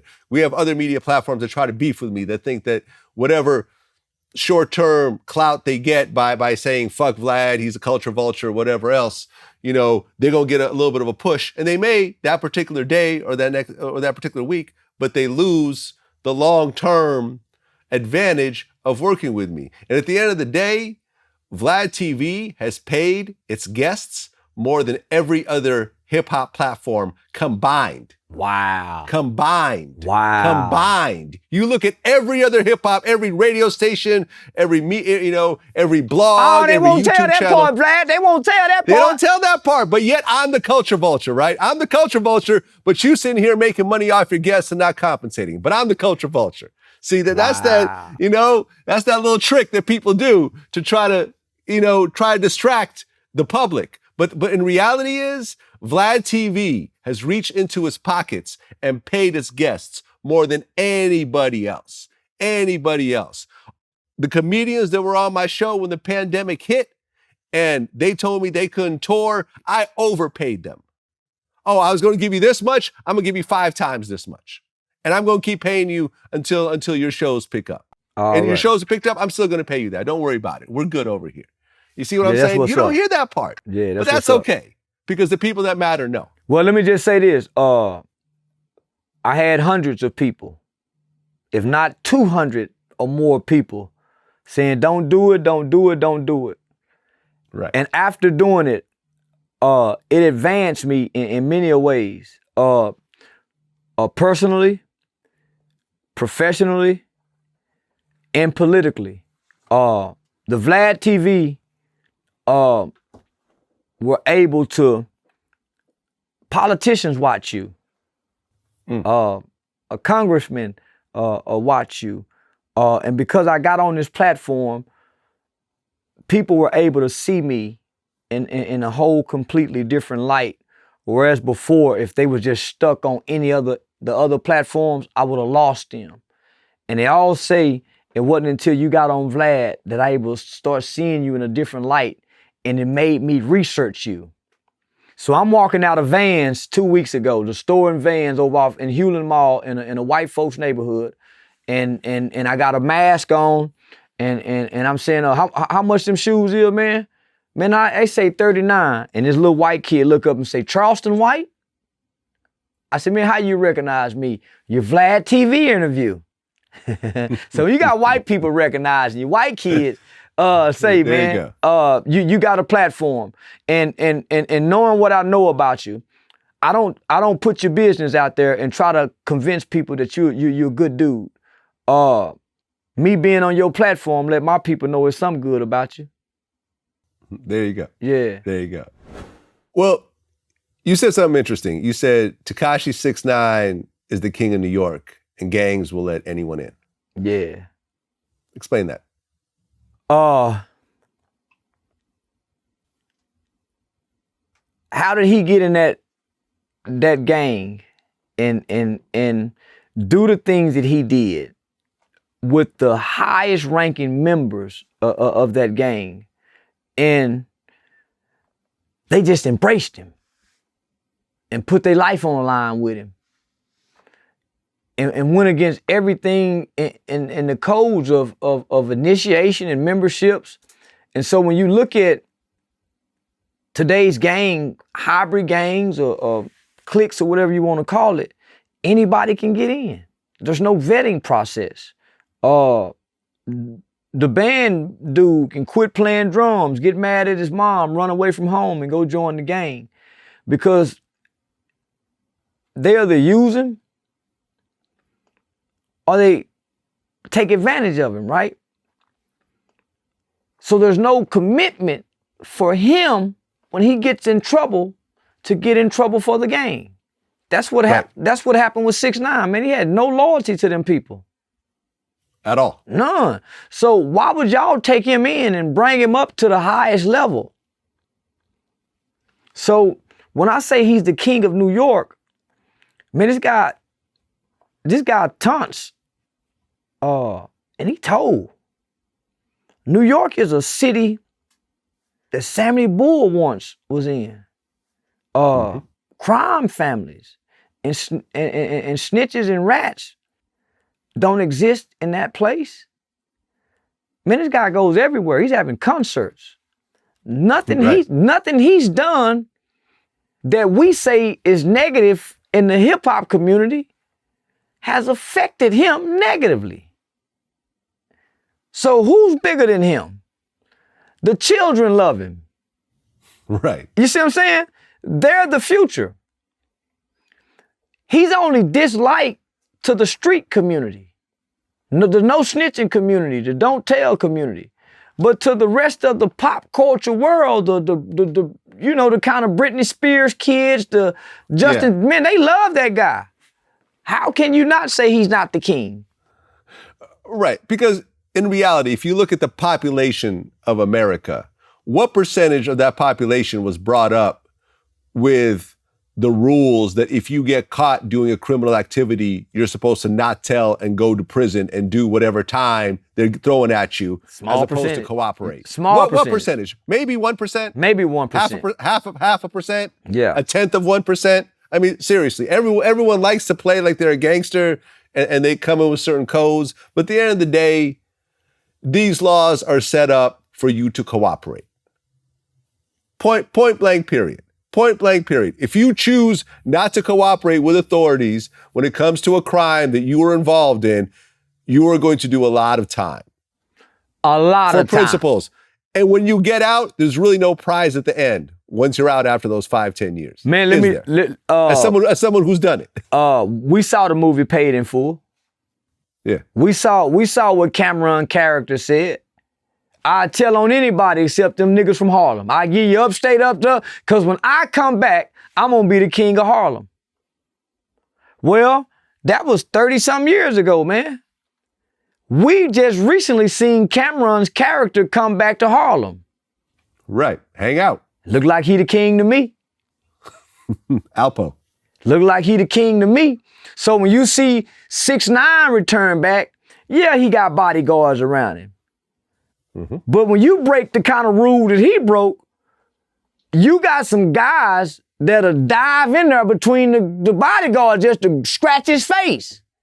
You got some guys that do that while the other guy throw rocks at him. Ain't nobody doing none of that. Ain't nobody spit at him. Nothing. Now he's going places where the rappers be. Meek Mills. Oh man, I ain't gonna get him. I don't want to go to jail. Then don't speak on him then. Right. You see what I'm saying? If you're not willing to do all that, then let that be. Because he was a character playing. It was the gang's fault. It wasn't his fault. He wasn't a real gangster gang member. It was the gang's fault for letting him in. So you don't be mad at this character. You be mad at them niggas for letting him in. Yep, I feel you. You said, you've talked about Pooh Shiesty and NBA Youngboy. And you've raised a distinction between those two. Very distinct distinction. Explain. One of them grew up in a boys' home, youth facility. One of them got issues, mama issues, right? So he beat up his girlfriend, he beat up women. It's outburst antics. It's a negative vibe. It's angry all the time. Pooh Shiesty got a different relationship with his mom and his dad. So he conduct themselves a little different. More marketable. Don't come off, he ain't the angry kid walking around. He might be misguided, but we done seen many instances of NBA YoungBoy, he need counseling. He beat the bitch up in the hallway, drag, man, you see what I'm saying? Them mama issues. So then when you see mama, you say, okay. When you see his mama and his mama, this kid kind of was raised in a different environment, just a different city. So the energy and the spirit is different between the two. When you listen to one of them lyrics, even though they're both violent and promoting the same thing, one of them's a little bit more mature than the other one. So you can tell this kid over here is a game-related little kid. This kid over here is a violent, dangerous, gang, hurt anybody. Women, it's a difference, man. As adults in the community, as elders, as pillars, as mentors, as youth advocates, as juvenile workers, we know what to look for in the kids, to be able to tell the difference between him. So I know what I'm looking at, homie. Well, you said that you talked to some of the juvenile workers that know NBA YoungBoy. Yeah, that actually worked on the dorms with him and personally know him. Okay. He wasn't the stepper that he is in his music. Not saying that he wouldn't fight, but he wasn't stepping. If you pick on him, he'll probably fight. If you mess with him, but no, man, that kid wasn't fighting in there. He wasn't what he is in the lyrics and in the character that the kids think he is with the That's why you see now that he's in jail, he writing letters, please don't leave me, please. You see whatever letter he just wrote, like, so you see the difference. That's the same kid that was in the juvenile system over there, homie. Now you working the program. Now when the guards come by, yes, sir. You ain't in jail fight. We ain't hearing about him going into the hole and cussing out the guards. You ain't hearing about none of that. Kodak Black was doing that in jail, though. That's what I'm saying, yeah. So man, I'm looking, so they say, well, why he listen to these people? Man, that's what my kids listening to. Not my kids, but the kids I work with. The shooters, the steppers. The ones that when they go to juvenile, they on level 1. They can't get to the proper phase. So I'm tuning in to them. That's how I'm learning about these new little rappers. And I'm looking at, there's a different kind of spirit in this kid and this kid. So as a young kid, I would have gravitated to Pooh Shiesty's spirit. I come from a good home. I'm really not angry. I'm not resentful. I don't beat up. So I would have gravitated to him and been toting guns, shooting in the name of Pooh Shiesty rather than this darkness over here, resentful for your mother. He talks about it in his songs. Well, yeah. I mean, I interviewed his brother, OG3, and basically their mother abandoned them when they were like 2 or 3 years old, just left them on a neighbor's porch, which eventually got them into a grandmother's house, but it was a mess. He talk about it in one of them songs, man, and when I listen to it, I understand now why he be beating that little girl up. Every girlfriend he get, is he violent with them. I understand now. When you see him act a certain way with other guys, I understand now. When he wrote that letter to his little girlfriend, please don't leave me. Woo woo, I feel like everybody, that's his abandonment issues. Mm-hmm. Man, my mama left me too, so now he dealing with the abandonment. That's why he dropping that letter on social media for us to read. Yeah. So yeah, all of these things show when you're in trouble.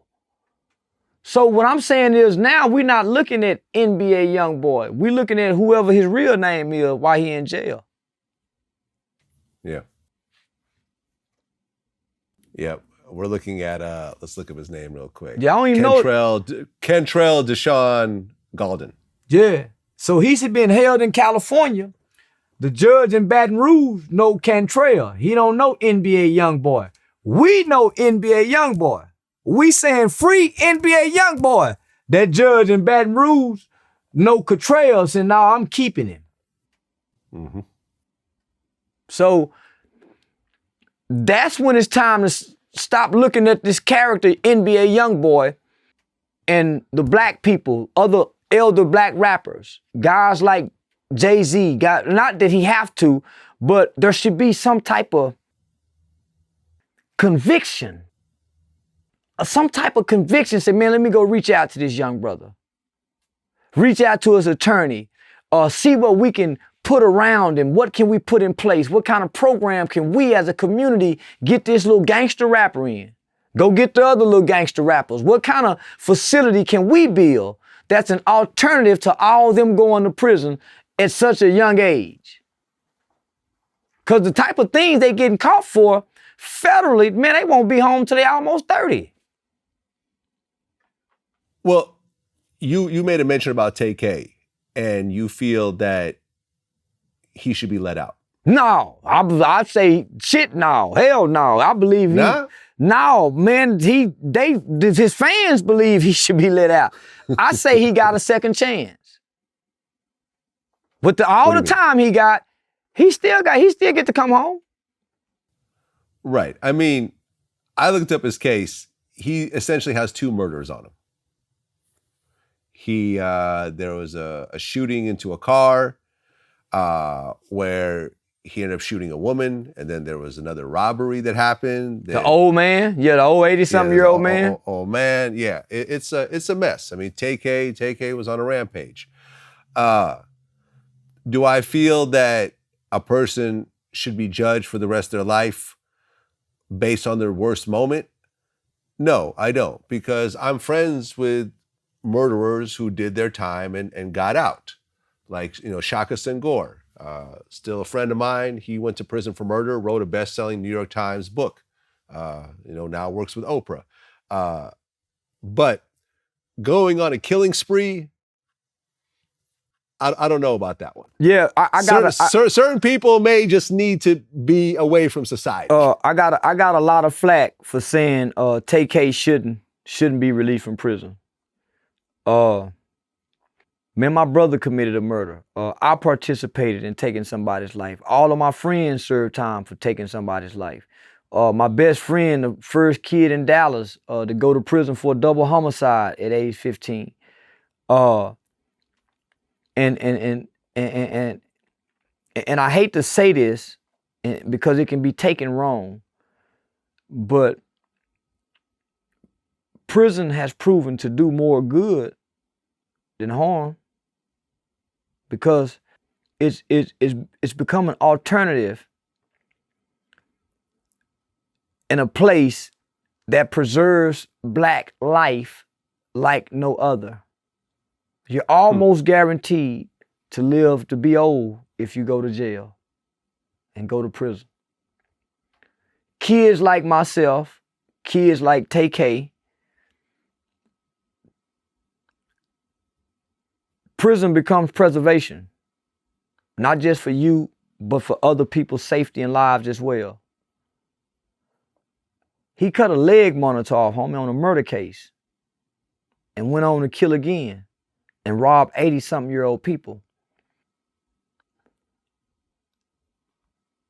That's gonna be our future.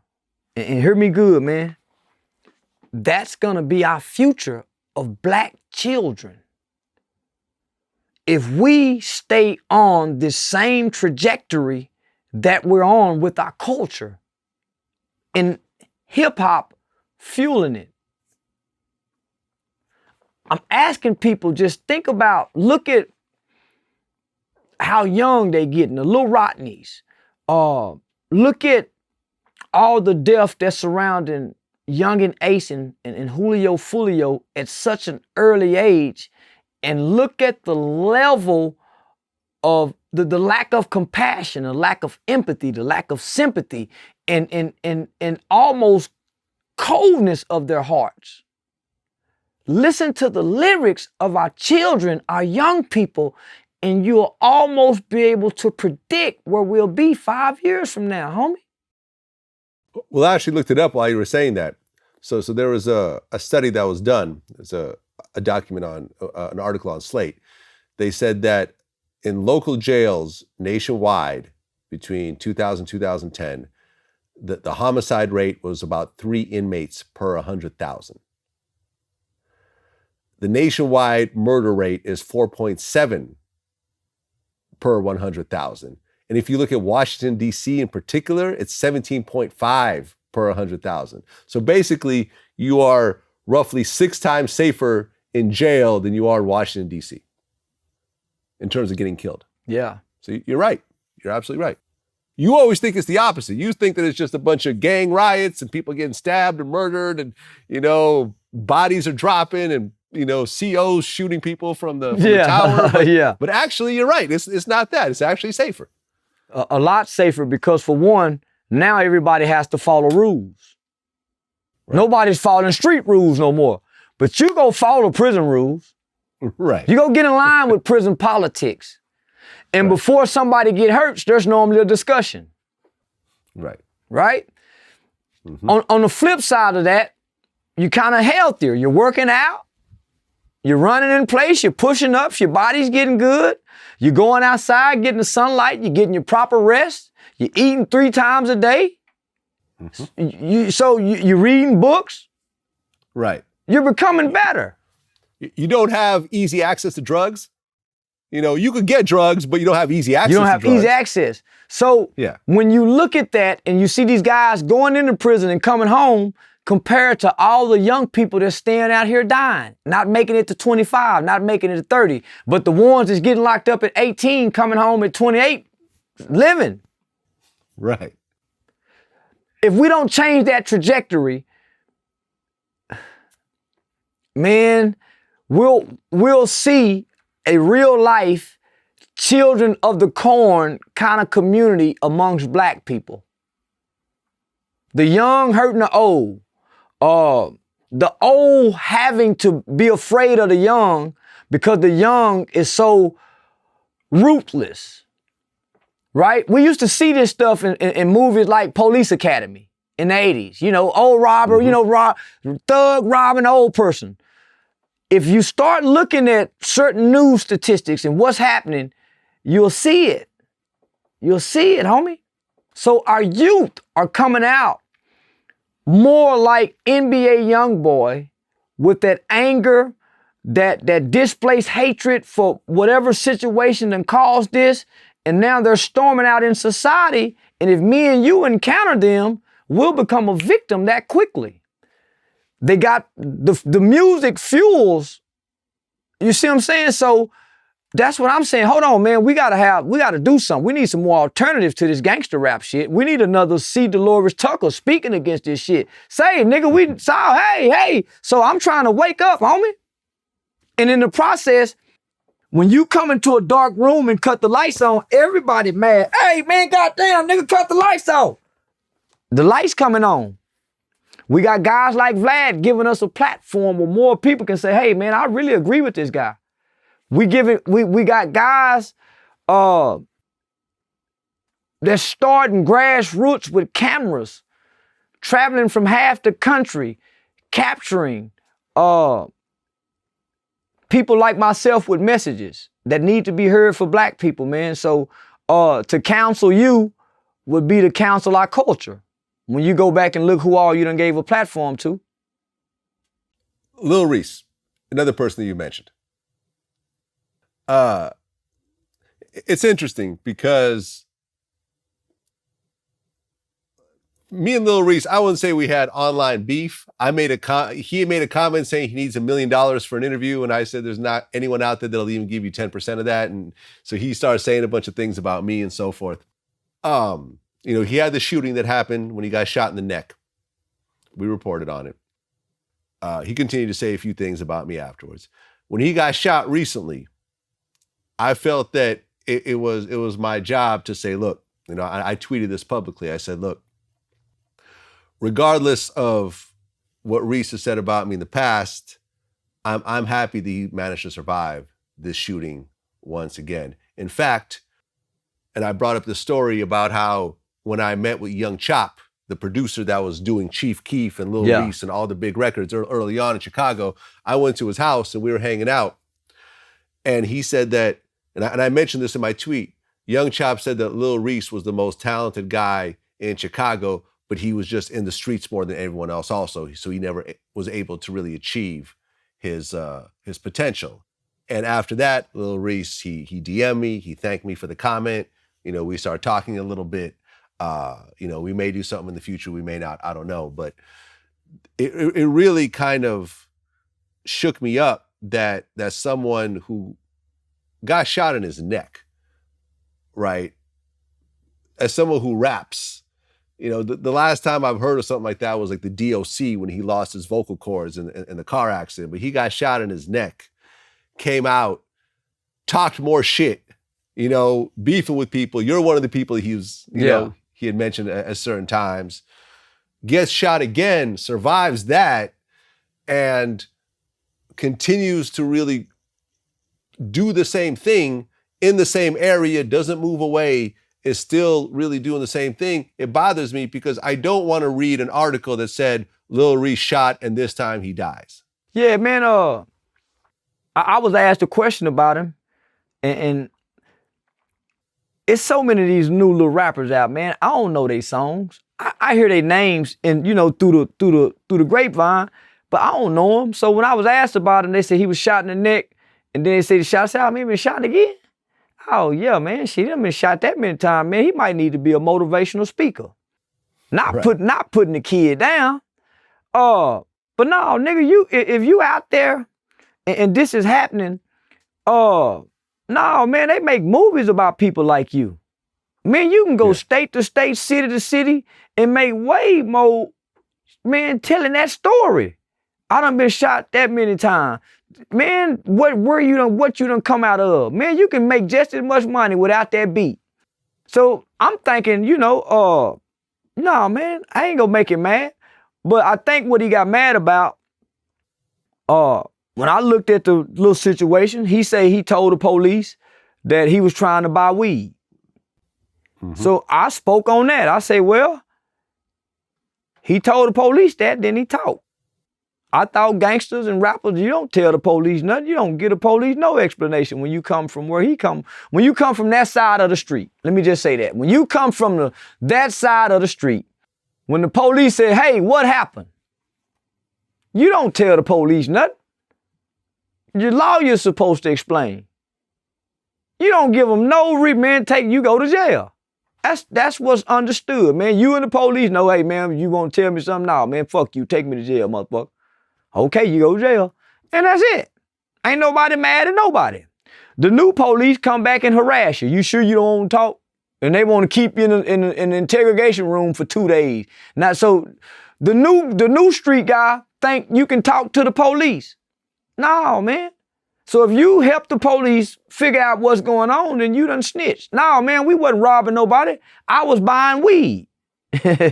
So I made a comment about that, man. And so their response to everything is violence. Man, I'll do something to you. Or, oh man, he just a crackhead. So to them, they discredit everything. And if they can't discredit it, they want to hurt it, right? That's emasculation. That's what emasculated men look like. That's what emotionally responsive men responses are. And I get it, man. I was that same kind of young person, Vlad. Man, you couldn't say nothing to me when I was a young dude because I wasn't used to a man saying nothing to me, let alone correcting me, let alone criticizing me, let alone chastising me. He'll almost lose his life. Hey, man, pull your pants up. Fuck you, you know, just telling me to pull. You see that in public. If you say something to these young dudes, man, they'll almost be ready to kill you. Your wife could say something. Your mother could, but me and you couldn't because they resent male authority figures. So the old guy, Charleston White, to the young rappers seemed like this old nigga hating male authority figure talking about he work with kids, talking down on us. So there's a resentment toward me when I say something and it addresses, why he speaking on well, nigga, they asked me a question and I'm opinionated. When you search your name, why does the name Rat Williams seem to come up a lot? I'm the new Cat Williams. Okay. The internet gave me that name off a viral video that's on World Star Hip Hop where I'm sitting out in the police department smoking a blunt, say I tell on the Crips and the Bloods. So they say, oh man, he looked like Cat Williams. Oh, that's Rat Williams. So it's the first moment that I saw that on the internet, I took on that mantra. So that's my alter ego, Rat Williams. So you actually call yourself that? Yeah, that's my alter ego. I got t-shirts made. My YouTube, my wife's YouTube channel is called Charleston White, AKA Rat Williams. So yeah, I want to put that character in a movie. I want to make Rat Williams a comedian and maybe go on tour and with Cat Williams. Yeah.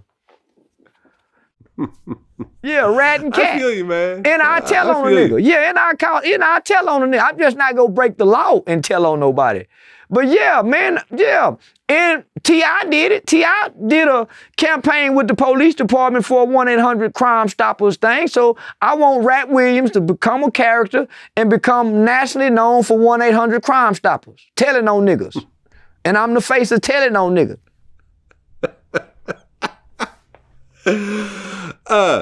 I remember you said that you agree with Boosie in terms of, I believe, putting kids on your Instagram and in your videos and everything else like that. Yeah. It does something to children to see themselves in that atmosphere.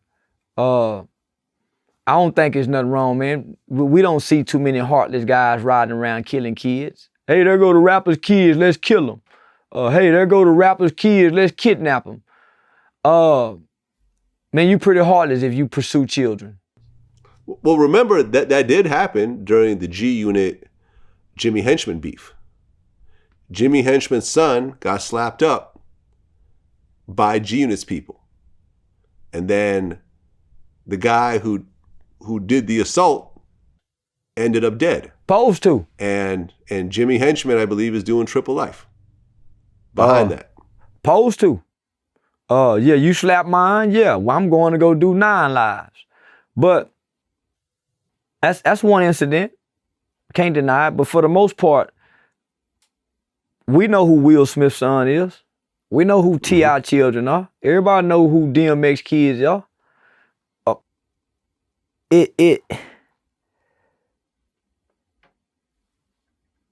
I share my world with my children. I don't put them all over my Instagram page, but you know, I share my world with them. They proud daddy. You know, they proud of their fathers. So if nothing else, we need to see it. We need to see rappers loving their kids, homie. We need to see, man, we need to promote that. Y'all got 12 kids. Some of y'all got 9 kids. Man, you know how beautiful it is, man, to see all little Boosie kids with him around Christmas time on Thanksgiving. You know how beautiful that is, homie, to be with your family and man, you can see that. Yeah, I love it. Man, I love it, homie.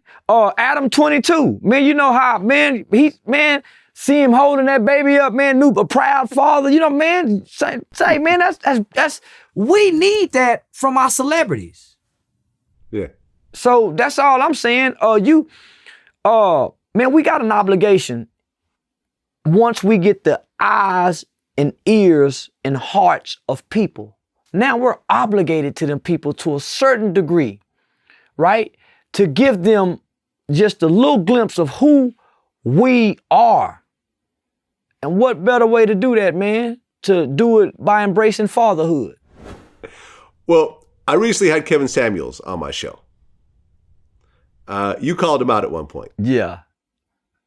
I personally like Kevin Samuels. Most of what he says, I agree with. I do too. But you said high value men ain't shit. They don't exist. Yeah, ain't no such thing as a high. You ain't no high value man. When explain. Go ahead and explain your point of view. Well, a man is a man. Ain't nothing greater than a man. So you can't say, oh, I'm a high value man. whatever a man is to his woman and children, you can't come along and change that. High value man term have never came along till we just heard it here recently. I love what Kevin Samuels say. I just think he got the wrong demographics. If you uplifting and bettering. But I come to find out he ain't trying to uplift and better, so I don't speak on him no more. But man, he ain't trying. I don't know. I think he is trying to uplift and better. I think he has a heavy hand in doing it. I think he has a harsh approach in doing it. Steel sharpens steel. Iron sharpens iron. Never throughout history have a man uplifted a group of women without having to fuck all of them. Never throughout history have a group of men, have a man been able, men come over here with men and we hold each other accountable. Say, boy, get from over there with them women and come over here and sit down with these boys. So his audience is women. And unless you sleeping with them, you can't uplift them. That's just the way that is, man. So come over here with us dudes and get in this locker room because you got some good game. Boy, you got some good game. All right. Well, I mean, high value man is... Are you a high value man? I consider myself a high value man. Yeah, you must can't fuck good then. Yeah. You ain't never heard no man that can fuck good. It's all about your high value man. Niggas slang good dick. That's all you need. Yeah, that's niggas say, man. It down. I think a high value man is the opposite of a deadbeat.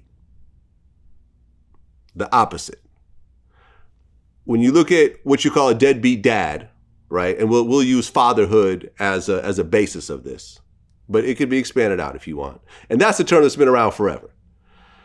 That's a man who has one or more children and does not take care of those children at all. We could expand that to having a woman and does not take care of that woman.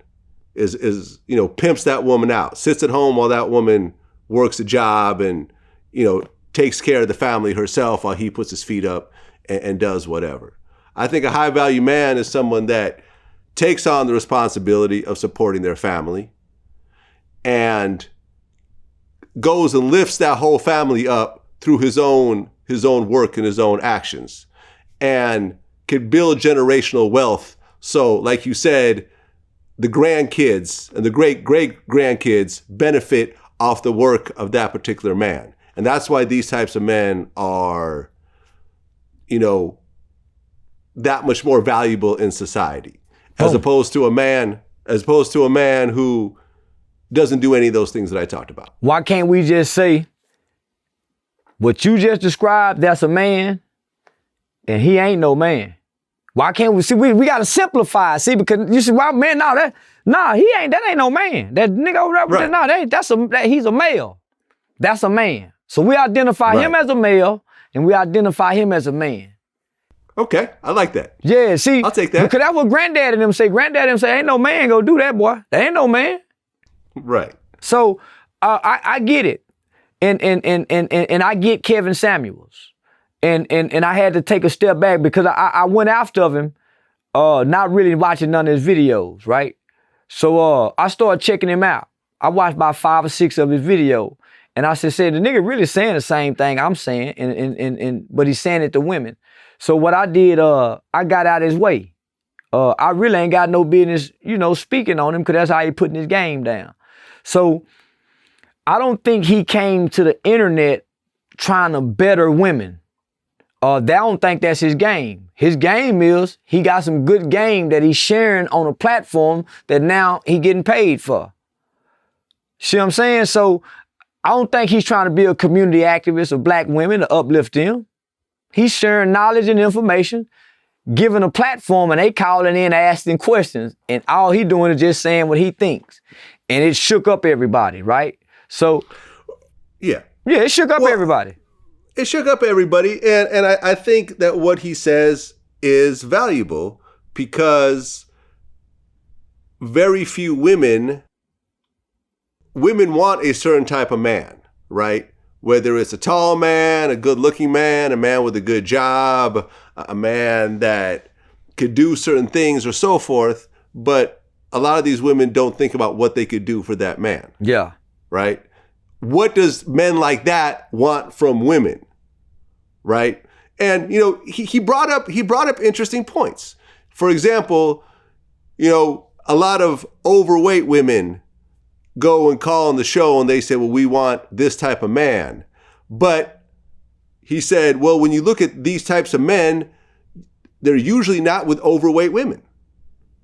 Now you could do this. He said it's you know, it's this you know, PC, you know, dance that you could do and talk about the situation and so forth. But when you see these guys on the red carpets, or when you see these CEOs and you look at the women on their arm, you rarely see a 300-pound woman on their arm. Not to say that may be what they prefer in their private life, but when you see the women who they're married with, they're usually not like that. So if you want a man like that, you should probably go lose some weight. Yeah. There you go. Yeah. Go to Dr. Miami if you want one of them kind of men, like, cause that's who they looking for. I started getting it right. They calling in asking him. They seeking. So, man, I said, man, no, let me get out there. Yeah, let me get out of his way, man. Yeah, I ain't supposed to have no opinion about it. Because he's not he didn't create this platform to make these people better, right? There's coming after what he got to say. And we mad because they calling him wanting to hear what he got to say. So now, man, I told myself, no, man, I ain't got nothing else to say about that nigga Kevin Samuels. Man, he got some good game he putting down. And after watching 5 or 6 videos, he got some very good information, man. Nigga dropping some good game, man. Well, you've said that Jordan didn't do anything great off the court. No, he played basketball. And I've had conversations with some of his teammates and so forth, and you know, I think that's a fair point. When he had a chance to be political, he said Republicans buy sneakers too. And he wasn't going to support a candidate in North Carolina against racist ass Jesse Helms because it might affect his sneaker sales. What do you think about LeBron though? LeBron is our modern day Ali. He's our modern day Ali. The people, Ali used to walk his kids to school, man. People could touch him. He made black children proud to want to be an Ali fan. LeBron James, as much hate as he gets, undue hate, unjust criticism, because most people attack LeBron the basketball player, and because LeBron the basketball player doesn't have this pseudo name, a rap name, he gets attacked off the basketball court for being LeBron James, the basketball player. What do you mean by that? Man, the man hadn't been accused of no scandals in all the years he's been a celebrity married, right? Mm-hmm. Right. You don't never hear nothing about him getting in no trouble. Same woman, kids, then he goes to build a school. Man, this guy is charitable. This guy has dignity, always integrity, character. Come on, man, that's a superhero. But because LeBron James, the basketball player, is attacked, which the basketball player is a character on court, we miss LeBron James, the father, the great father, the new Bill Cosby, the new Cliff Huxtable. Successful dad, you see what I'm saying? So we got this new character over here, man, that we can look to, but he's a real person. He's not playing this, he's a real person, homie. So that's what I think of him. I love him. And I love the man. I love the husband that we see who he is. I love the father that we've watched him be publicly and hasn't caused any shame to the LeBron James family, his wife, nor his mother. Last question before I let you go. You made some comments about Nipsey Hussle. I don't remember exactly what those comments are, but I remember there was a certain level of uproar over Yeah, it. What whole exactly bunch of- did you say? Oh, I said, fuck Nipsey Hussle. Because I went to the funeral. And when I walked in, the Staples Center, and they was playing this song over the loudspeakers, we was at a concert. And you almost forget that this is a funeral.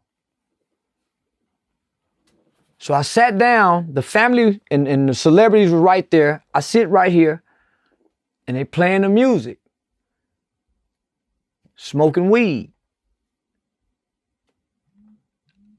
I forgot I was at a funeral. When his mother got up to speak, and she said, "Miss," I was reminded that I was at a funeral. I forgot about the people in the stands and the lights that were going on up there. And I started paying attention to this funeral. And I started noticing everybody that I heard and saw get up there and speak, they never said Nipsey. So I went to Ehrman's funeral. After the funeral, I went back to the Rolling 60s neighborhood at the main house of the Rolling 60s. Cappuccino, Raymond Washington's daughter was there. Syke was there, Big Syke was there. They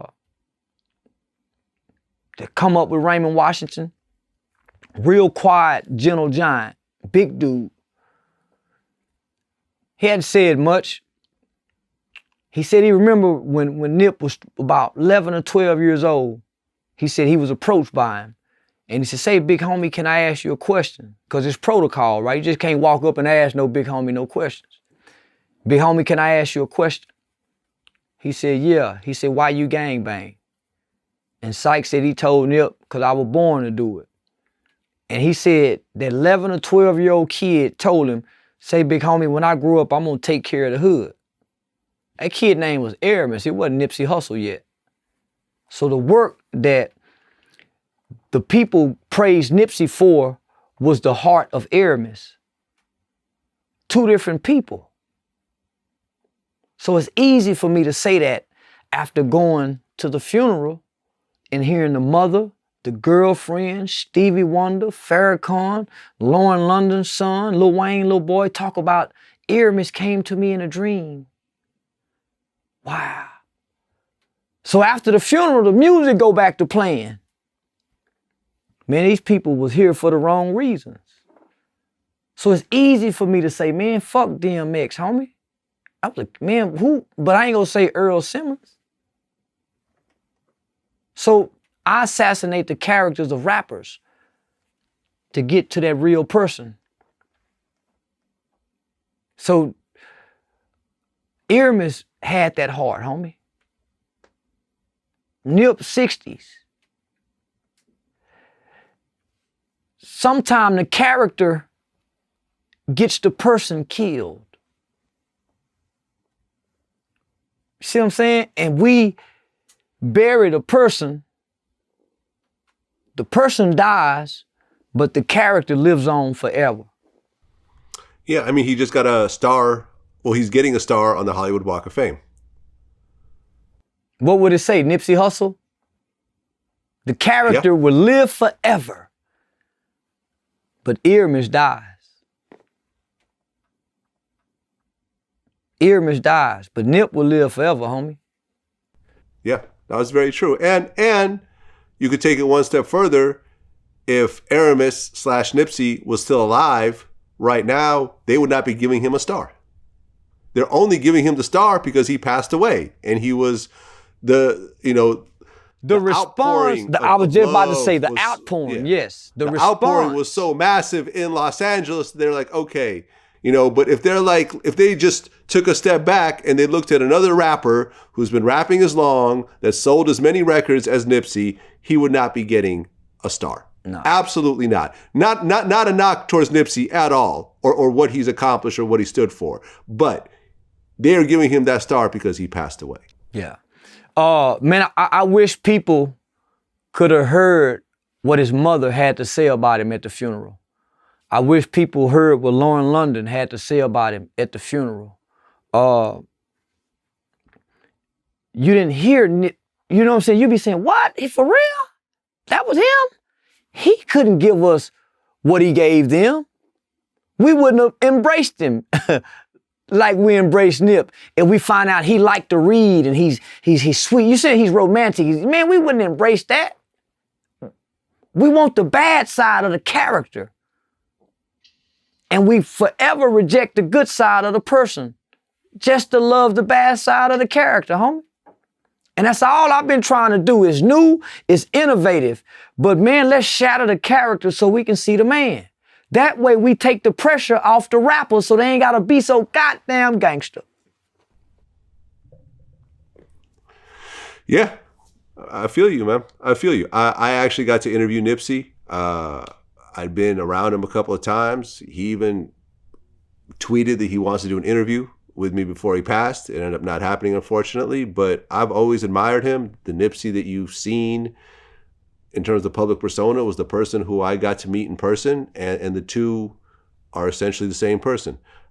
Someone who cared about his community, someone that cared about his art, someone that cared about his family. And I was in LA when the murder happened, and it was a dark cloud all over LA during that time. It was sad. It was sad. You know, and we're going to see what happens with the guy who killed him. He's still sitting in a jail cell awaiting trial. Well, everybody's watching him, and I'm looking for the next seed of Nipsey Hussle. Just go pick up the marathon banner and continue it. There we go. And that's how we're going to end the interview. Charleston White, man, appreciate you coming in. Appreciate you too, brother. Until next time. All right. Peace. Yes, sir.